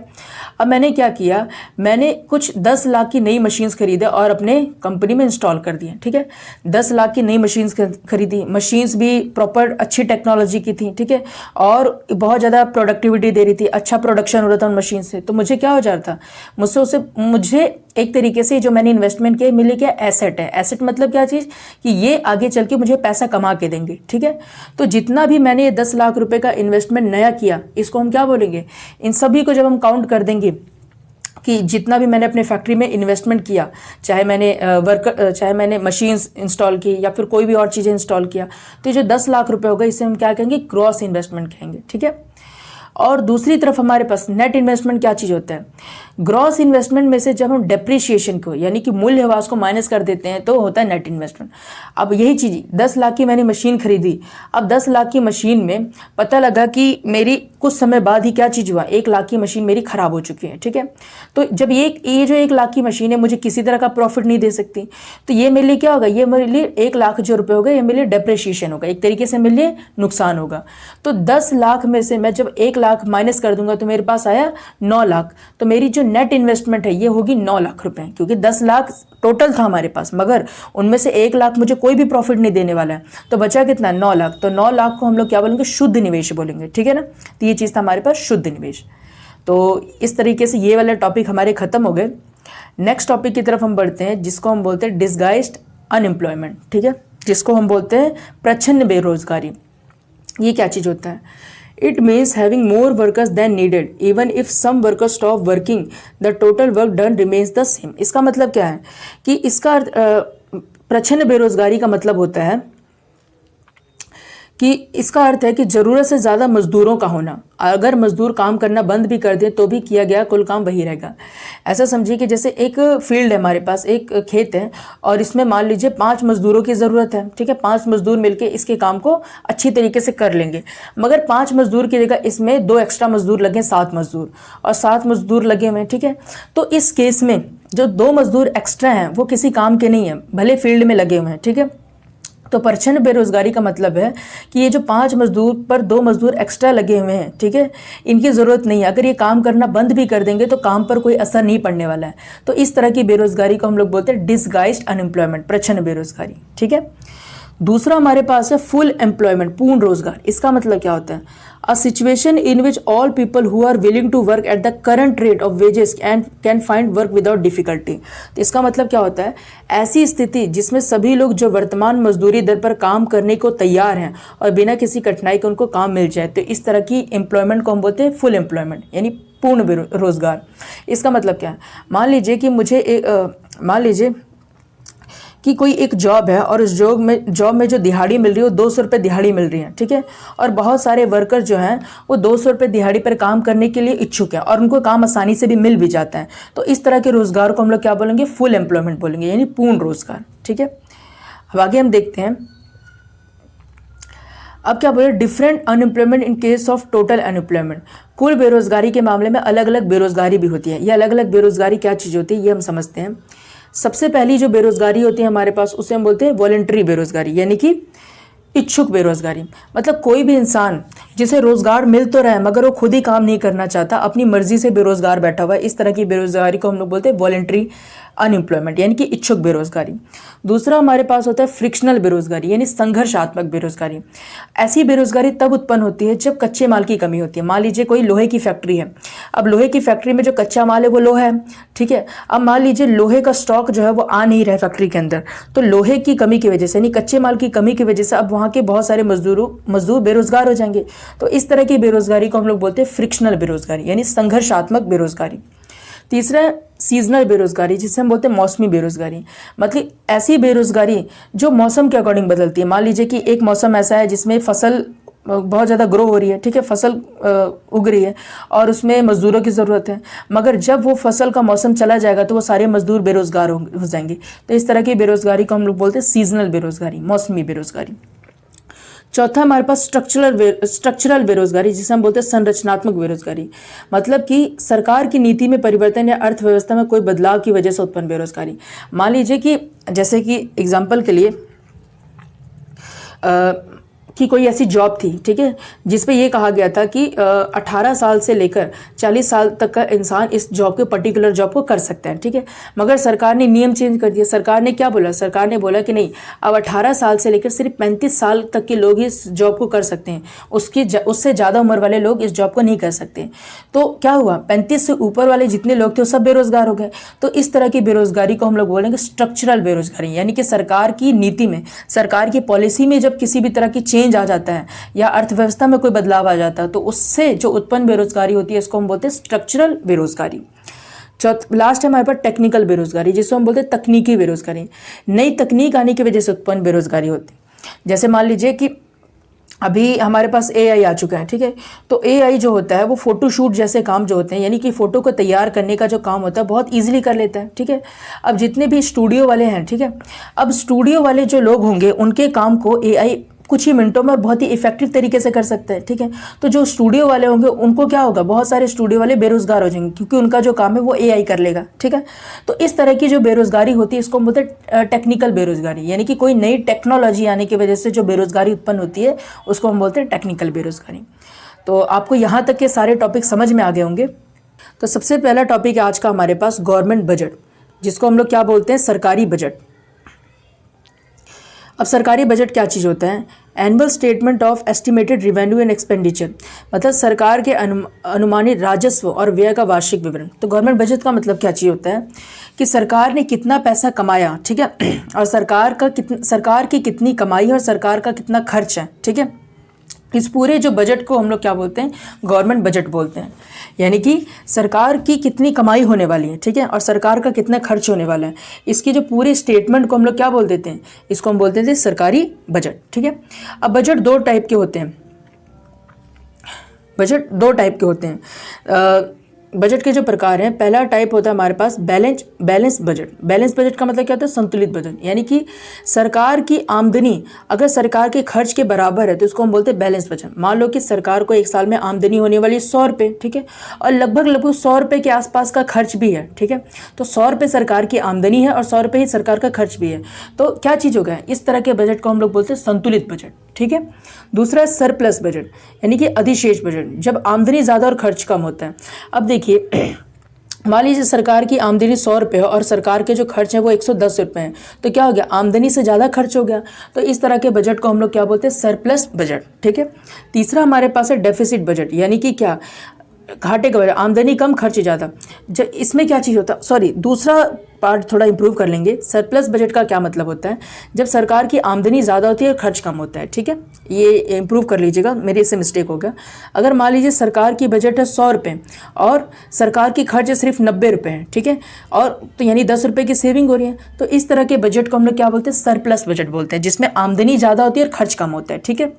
डेफिसिट बजट क्या चीज़ होता है? घाटे का बजट, जब सरकार की आमदनी कम होती है और खर्च ज़्यादा होता है। जैसे सरकार की आमदनी है 100 रुपये और खर्च है 110 रुपये, तो 10 रुपये का एक्स्ट्रा खर्च है, तो इस तरह के बजट को हम बोलेंगे डेफिसिट बजट। तो बजट के 3 प्रकार थे। अब यहाँ पे मैं कुछ इंपॉर्टेंट चीज़ें बता देता हूँ कि जैसे जो सरकार का बजट होता है ना, पहले ये तो समझ लिए कि सरकार की जो आमदनी है, ठीक है, अनुमानित आमदनी जो होती है, और सरकार का जो खर्च होता है, ठीक है, इस चीज़ को हम लोग बोलते हैं, इस चीज़ के स्टेटमेंट को हम लोग बोलते हैं सरकारी बजट, ठीक है। अब देखिए, जो सरकार का बजट होता है, जो आपके घर का बजट होता है, थोड़ा सा अलग होता है, ठीक है। आपके घर में बजट कैसे तैयार होता है? मान लीजिए आपको पता है कि आपके घर में 10,000 रुपये सैलरी आने वाली है, तो आप बजट ऐसे तैयार करते हो कि 10,000 से ज़्यादा का खर्च ना हो जाए, ठीक है। ज़्यादातर केसेस में 10,000 का खर्च ज़्यादा ना हो जाए, ठीक है। मगर सरकार ऐसे नहीं डिसाइड करती। सरकार पहले देखती है कि सरकार के खर्चे कहाँ कहाँ पर हैं। सरकार अपने सारे खर्चों को काउंट कर लेती है। अगर सरकार को दिखता है कि सरकार की आमदनी कम है, खर्चे ज़्यादा है, तो सरकार उस बजट को बंद नहीं करती है, ख़त्म नहीं करती है उस बजट को, मतलब कि उस खर्चे को कम नहीं करती है, बल्कि सरकार क्या करती है? किसी भी तरीके से अलग अलग तरीके से पैसे को अरेंज करती है ताकि उसके खर्च को पूरा किया जा सके, ठीक है।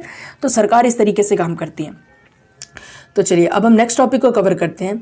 हमारा नेक्स्ट टॉपिक है डेफिसिट फाइनेंसिंग, जिसे हम बोलते हैं घाटे की वित्त व्यवस्था, ठीक है। ये क्या चीज़ होता है, इसको समझते हैं। Deficit financing is when a government spends more money than it earns in revenue.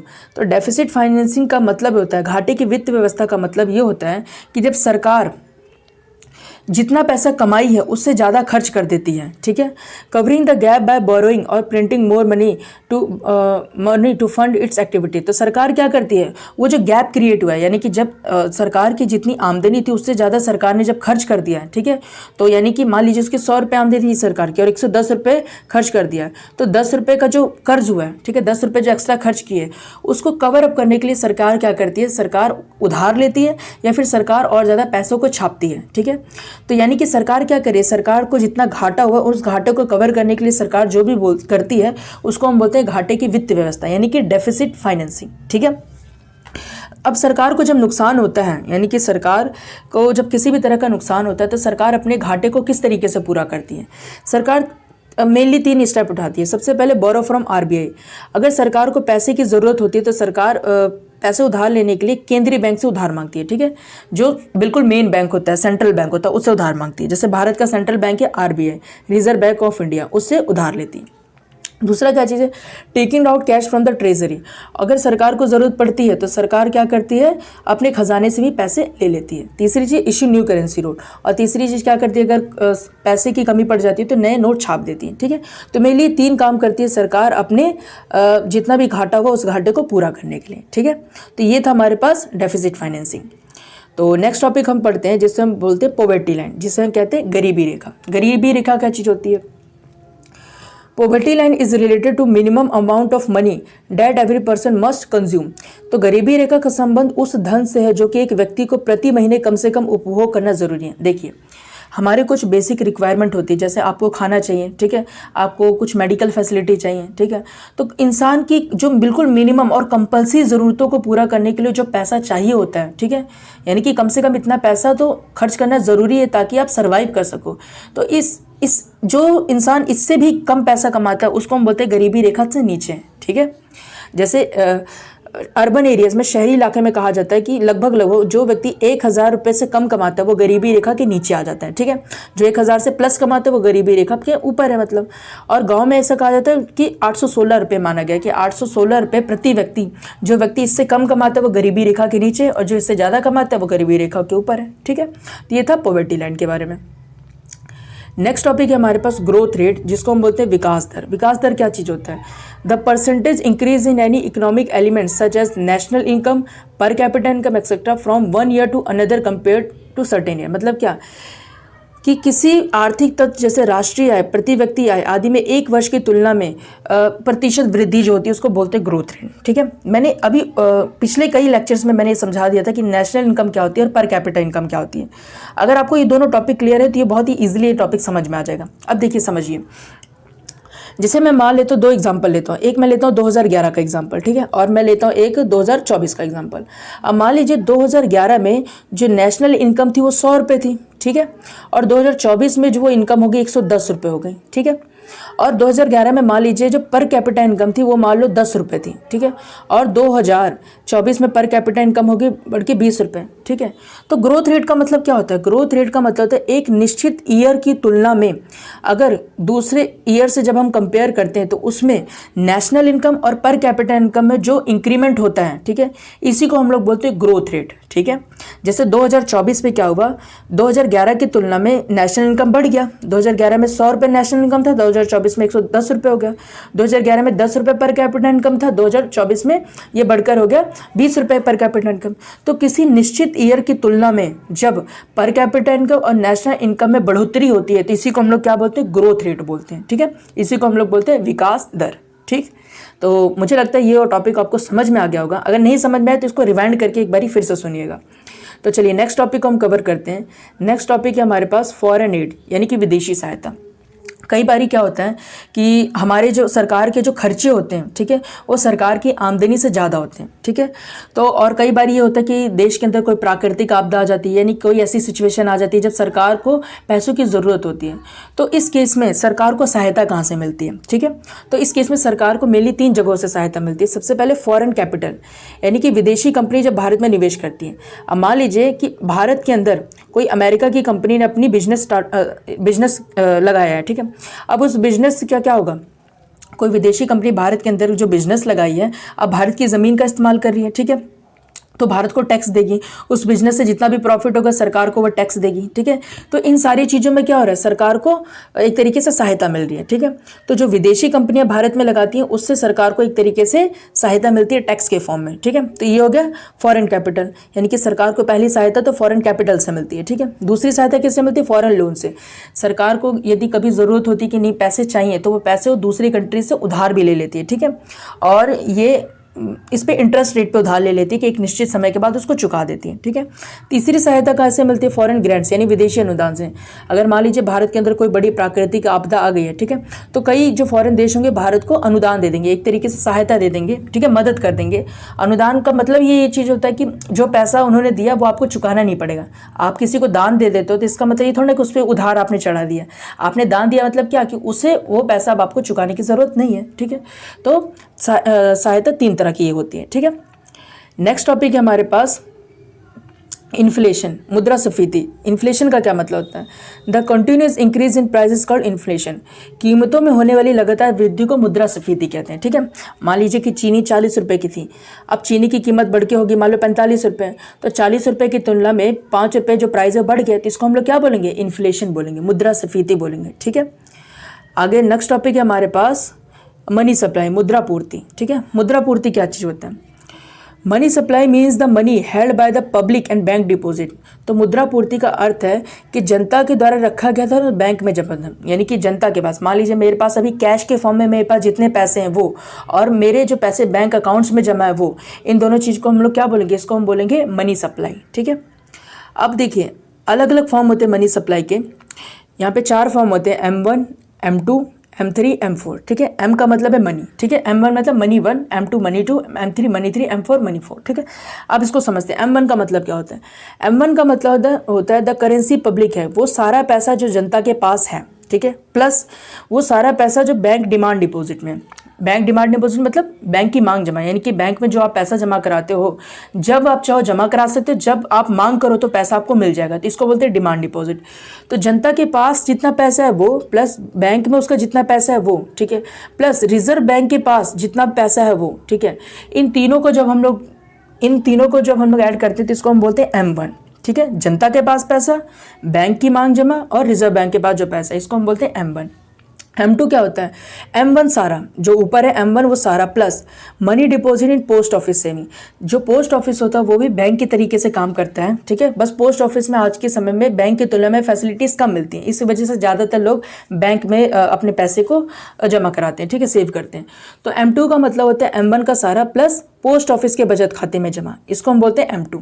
M3 किसको बोलते हैं, M1 plus bank fix deposit, यानी बैंक की जो FD होती है। FD क्या चीज़ होती है कि आप कोई भी पैसा सबमिट करवाते हो तो एक फिक्स समय के लिए आप बैंक में डिपॉजिट कर देते हो, ठीक है।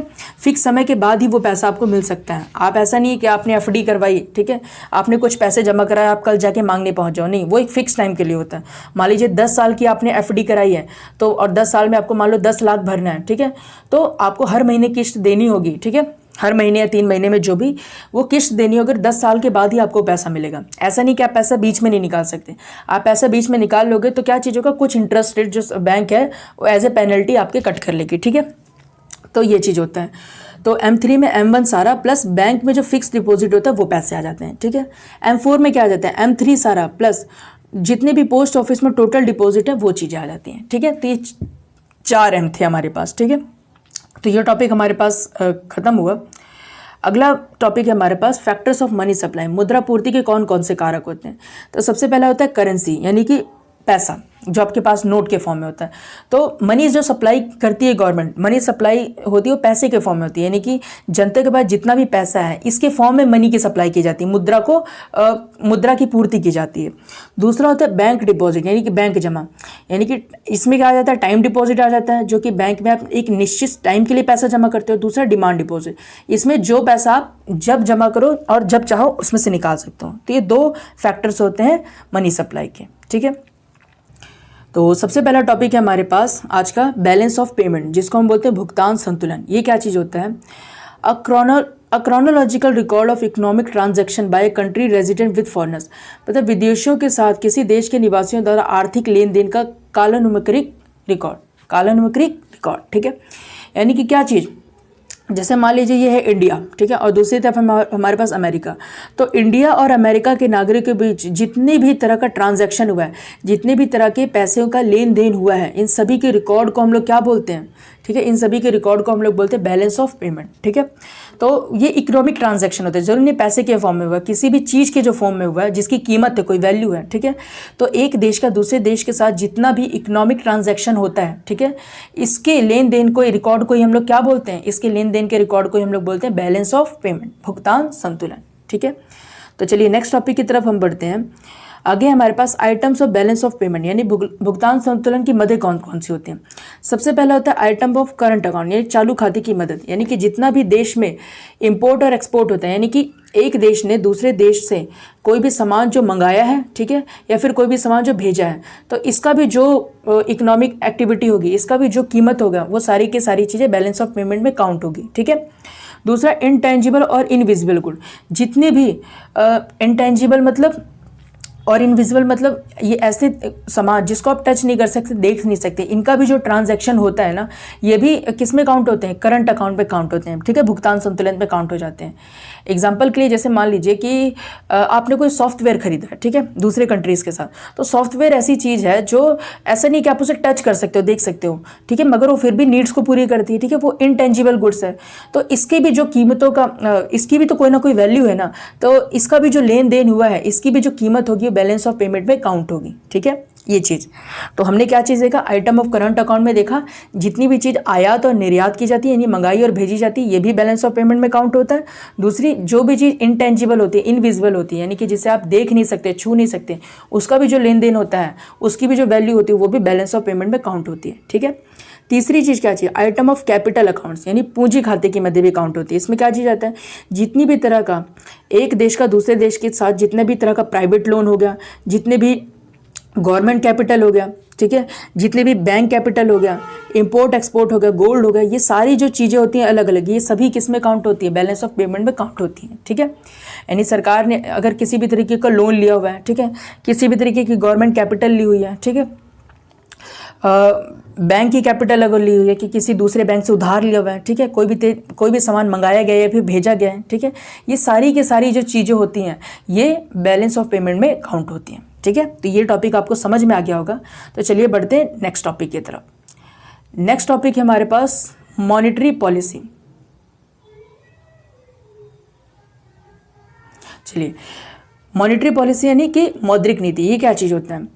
Monetary policy is the processes by which a central bank controls countries' money supply and interest rate to stabilize the economy and control inflation। इसका मतलब क्या है, मौद्रिक नीति वह प्रक्रिया है जिसके द्वारा केंद्रीय बैंक अर्थव्यवस्था को स्थिर करने और मुद्रास्फीति को नियंत्रित करने के लिए देश की मुद्रा आपूर्ति और ब्याज दरों में नियंत्रित करता है। यानी सिंपल सी भाषा में समझते हैं क्या चीज़ होता है। मौद्रिक नीति का सिंपल सा मतलब है कि सरकार क्या करती है, पूरी तरीके से पैसे को कंट्रोल करके रखती है, ठीक है, मनी की सप्लाई को कंट्रोल करके रखती है। जैसे मान लो वाटर सप्लाई है, ठीक है, आपके घर में जो पानी आ रहा होता है, तो वाटर सप्लाई को आप कैसे कंट्रोल करते हो, जो टोटी होती है, टैप होती है, उसको कम या ज़्यादा करके आप वाटर सप्लाई को मैनेज करते हो। इसी तरीके से सरकार ये देखती है कि कब मनी सप्लाई को यानी कि पैसे की सप्लाई को जनता में बढ़ाना ज़रूरी है और कब पैसे की सप्लाई को जनता में कम करना ज़रूरी है, ठीक है। यानी एक तरीके से गवर्नमेंट ये डिसाइड करती है कि आपके जेब में कितना पैसा होना चाहिए, और सरकार जब चाहे उस पैसे को बढ़ा भी सकती है और सरकार जब चाहे उस पैसे को कम भी कर सकती है। यानी कि ओवरऑल सरकार पैसे को कंट्रोल करके रखती है कि कितनी मनी सप्लाई एक सोसाइटी के अंदर, मार्केट के अंदर बढ़ानी और कितनी कंट्रोल करनी है, ठीक है, ताकि बहुत ज़्यादा महंगाई ना बढ़ जाए और बहुत ज़्यादा एक तरीके से बोला जाए कि बहुत ज़्यादा लोगों की डिमांड ना बढ़ जाए। इस चीज़ को कंट्रोल करके रखती है, ठीक है। कैसे कंट्रोल करती है ये चीज़ देखिए। तो मौद्रिक नीति के तहत अर्थव्यवस्था में पैसे की सप्लाई को कम या ज़्यादा किया जाता है। इसके निम्न कारण है। इसके कारण क्या है, क्यों किया जाता है। सबसे पहले अर्थव्यवस्था के विस्तार के लिए, यानी कि इकोनॉमी को बढ़ाने के लिए। दूसरा, महंगाई पर नियंत्रण करने के लिए। तीसरा, बेरोजगारी को कम करने के लिए। अब ये चीज़ें कैसे होती हैं मैं थोड़ा सा एक्सप्लेन करूँगा अभी आगे के जो हम टॉपिक पढ़ेंगे तो, ठीक है। अभी देखिए इस टॉपिक में हम डिस्कस करेंगे। तो मौद्रिक नीति के जो प्रकार होते हैं, टाइप्स ऑफ मॉनेटरी पॉलिसी, दो तरह के होते हैं। सबसे पहली जो टाइप होती है इसको हम बोलते हैं विस्तारवादी मौद्रिक नीति, यानी एक्सपेंशनरी मॉनेटरी पॉलिसी। ऐसा इसमें क्या चीज़ होता है? विस्तारवादी मौद्रिक नीति में क्या होता है, सरकार जो होती है ऐसी पॉलिसी के तहत इकोनॉमी में मनी सप्लाई को बढ़ाई जाएगी, यानी कि पैसे की सप्लाई को बढ़ाई जाएगी। ठीक है, अब इससे क्या चीज़ होगा? पहली बात तो समझो सरकार पैसे की सप्लाई को बढ़ाती कैसे है। देखो, सरकार किसी भी प्रोडक्ट के दाम को, रेट को क्या कर सकती है? कम कर सकती है। मान लो कि कोई भी सामान था आपका 100 रुपये का आता था, ठीक है, अब सरकार ने उसके रेट को 90 रुपये कर दिया, तो एक तरीके से जो सामान आपको 100 रुपये में मिलना था वो सामान आपको 90 रुपये मिल रहा है, तो 10 रुपये आपकी होगी बचत, यानी कि 10 रुपये आपकी जेब में एक्स्ट्रा आ गए। ठीक है, तो इस तरीके से सरकार ने क्या कर दिया? मनी सप्लाई को बढ़ा दिया। ठीक है, यानी कि आपके जेब में एक्स्ट्रा पैसे, ऐसा नहीं कि सरकार आपको पैसे बांटती फिरेगी, नहीं, सरकार अलग अलग टेक्निक्स लगा के मनी सप्लाई को बढ़ा देती है। जैसे मान लीजिए आप बैंक में लोन लेने जा रहे हैं और मान लो आप 1 लाख रुपए का लोन लेने जा रहे हैं, उस पर 10% का इंटरेस्ट लग रहा था। ठीक है, सरकार क्या करेगी? उस इंटरेस्ट रेट को घटा के कर देगी 8%, 7%। तो इस तरीके से भी क्या होगा?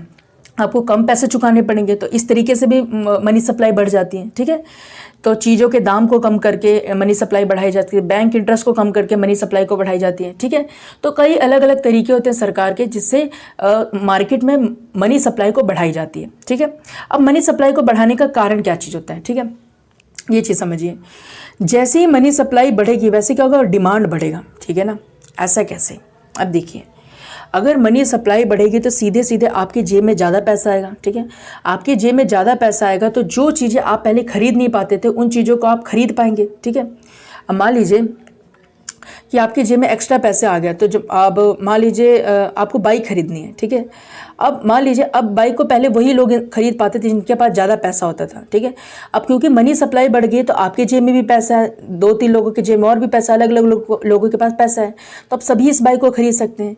जब सभी बाइक को खरीद सकते हैं इसका मतलब क्या? इस बाइक की डिमांड बढ़ गई। ठीक है, तो मनी सप्लाई बढ़ाने से क्या चीज़ होता है?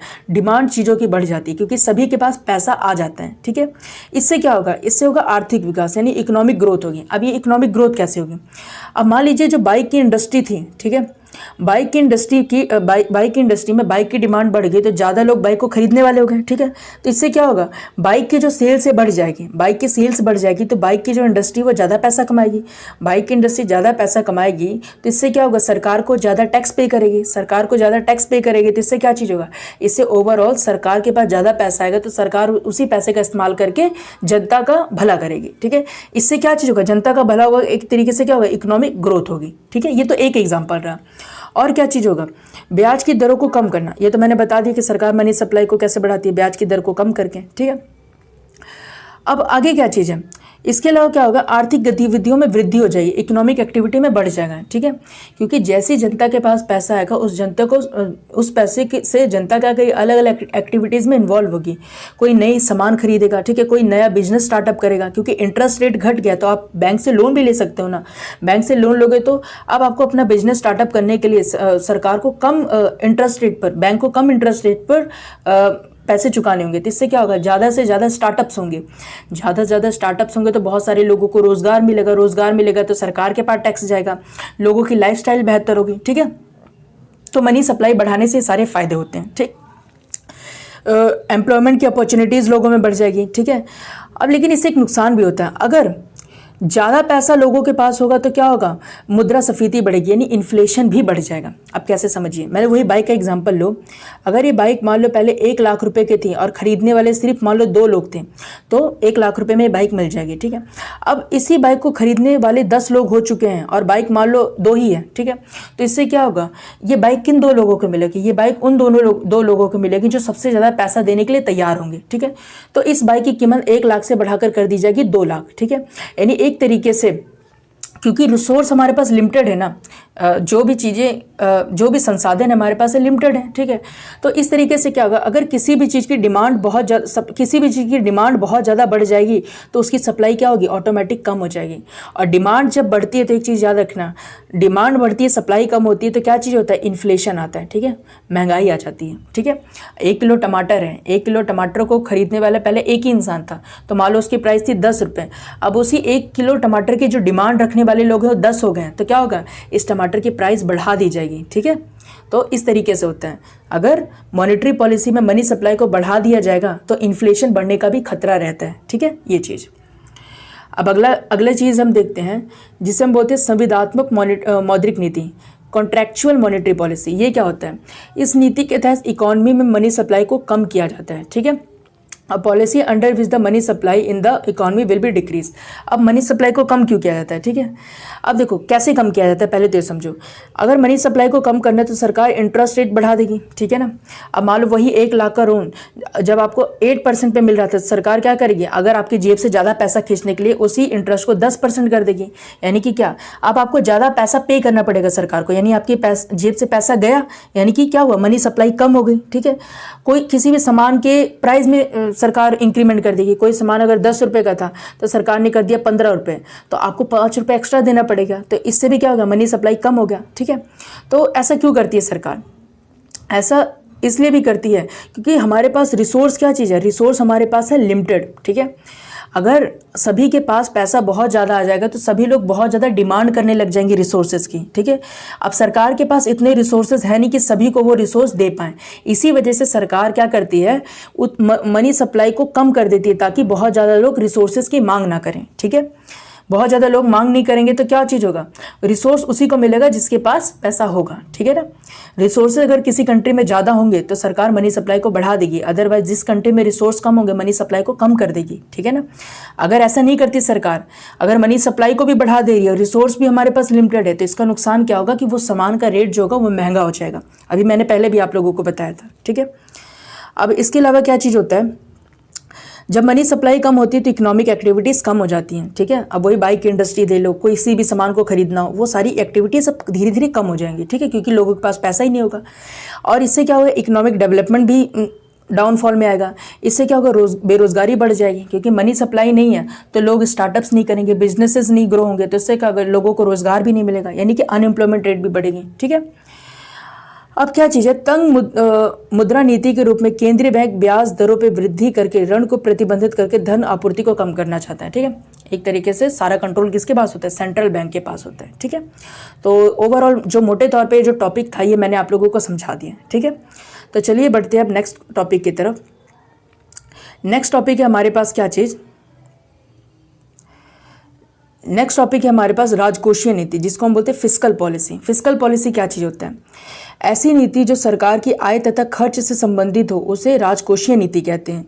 ये नीति सरकार को मार्गदर्शन करती है कि उसे कितना पैसा खर्च करना चाहिए तथा ये पैसा कहाँ से आएगा। यानी कि क्या, सरकार की इनकम और सरकार की खर्च से संबंधित जो सारा का सारा जो डेटा होता है उसको हम बोलते हैं फिस्कल पॉलिसी, ठीक है, राजकोषीय नीति बोलते हैं। यानी सरकार की कितनी इनकम होने वाली, सरकार का कितना खर्च होने वाला है, इसको हम बोलते हैं राजकोषीय नीति, ठीक है। मतलब कि सरकार की कितनी खर्च होगा और सरकार की कितनी आमदनी होगी, इस नीति को हम लोग क्या बोलते हैं, राजकोषीय नीति बोलते हैं, ठीक है।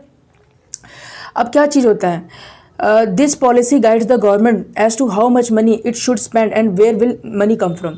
इस नीति से सरकार को क्या मिलता है, ये नीति सरकार को एक गाइडेंस देती है, ठीक है, कि सरकार को पैसा कहाँ से अर्न होगा और सरकार को किस तरीके से पैसे को खर्च करना चाहिए, ठीक है, और वो पैसा आएगा कहाँ से।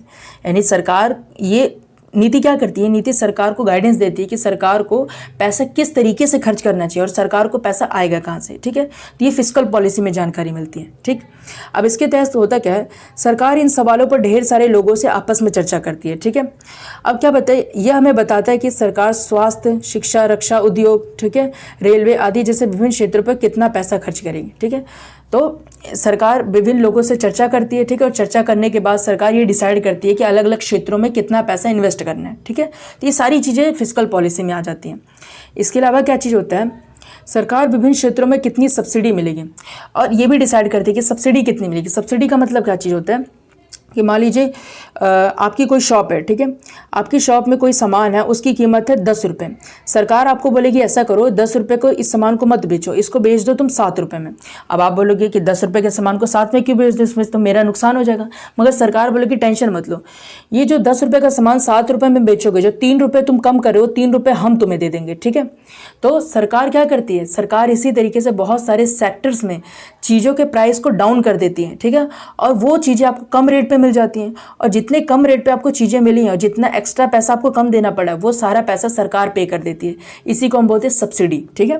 जैसे गैस सिलेंडर मान लो है 750 रुपये में, अब एक्चुअल में गैस सिलेंडर की रेट होगी मान लो 900 रुपये, मगर आपको मिल रहा है 750 रुपये में, तो जो 150 रुपये एक्स्ट्रा है गैस सिलेंडर का सरकार वो पे करती है, ठीक है। इसी को हम बोलते हैं सब्सिडी, ठीक है।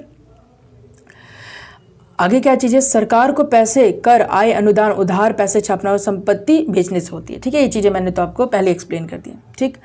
तो ये चीज़ थी हमारे पास, क्या चीज़, फिस्कल पॉलिसी। चलिए लास्ट टॉपिक है हमारे इस चैप्टर का, माइक्रो इकोनॉमिक्स। माइक्रो इकोनॉमिक्स का मतलब क्या होता है, it studies individual decisions like how household और businesses make choices about spending and production.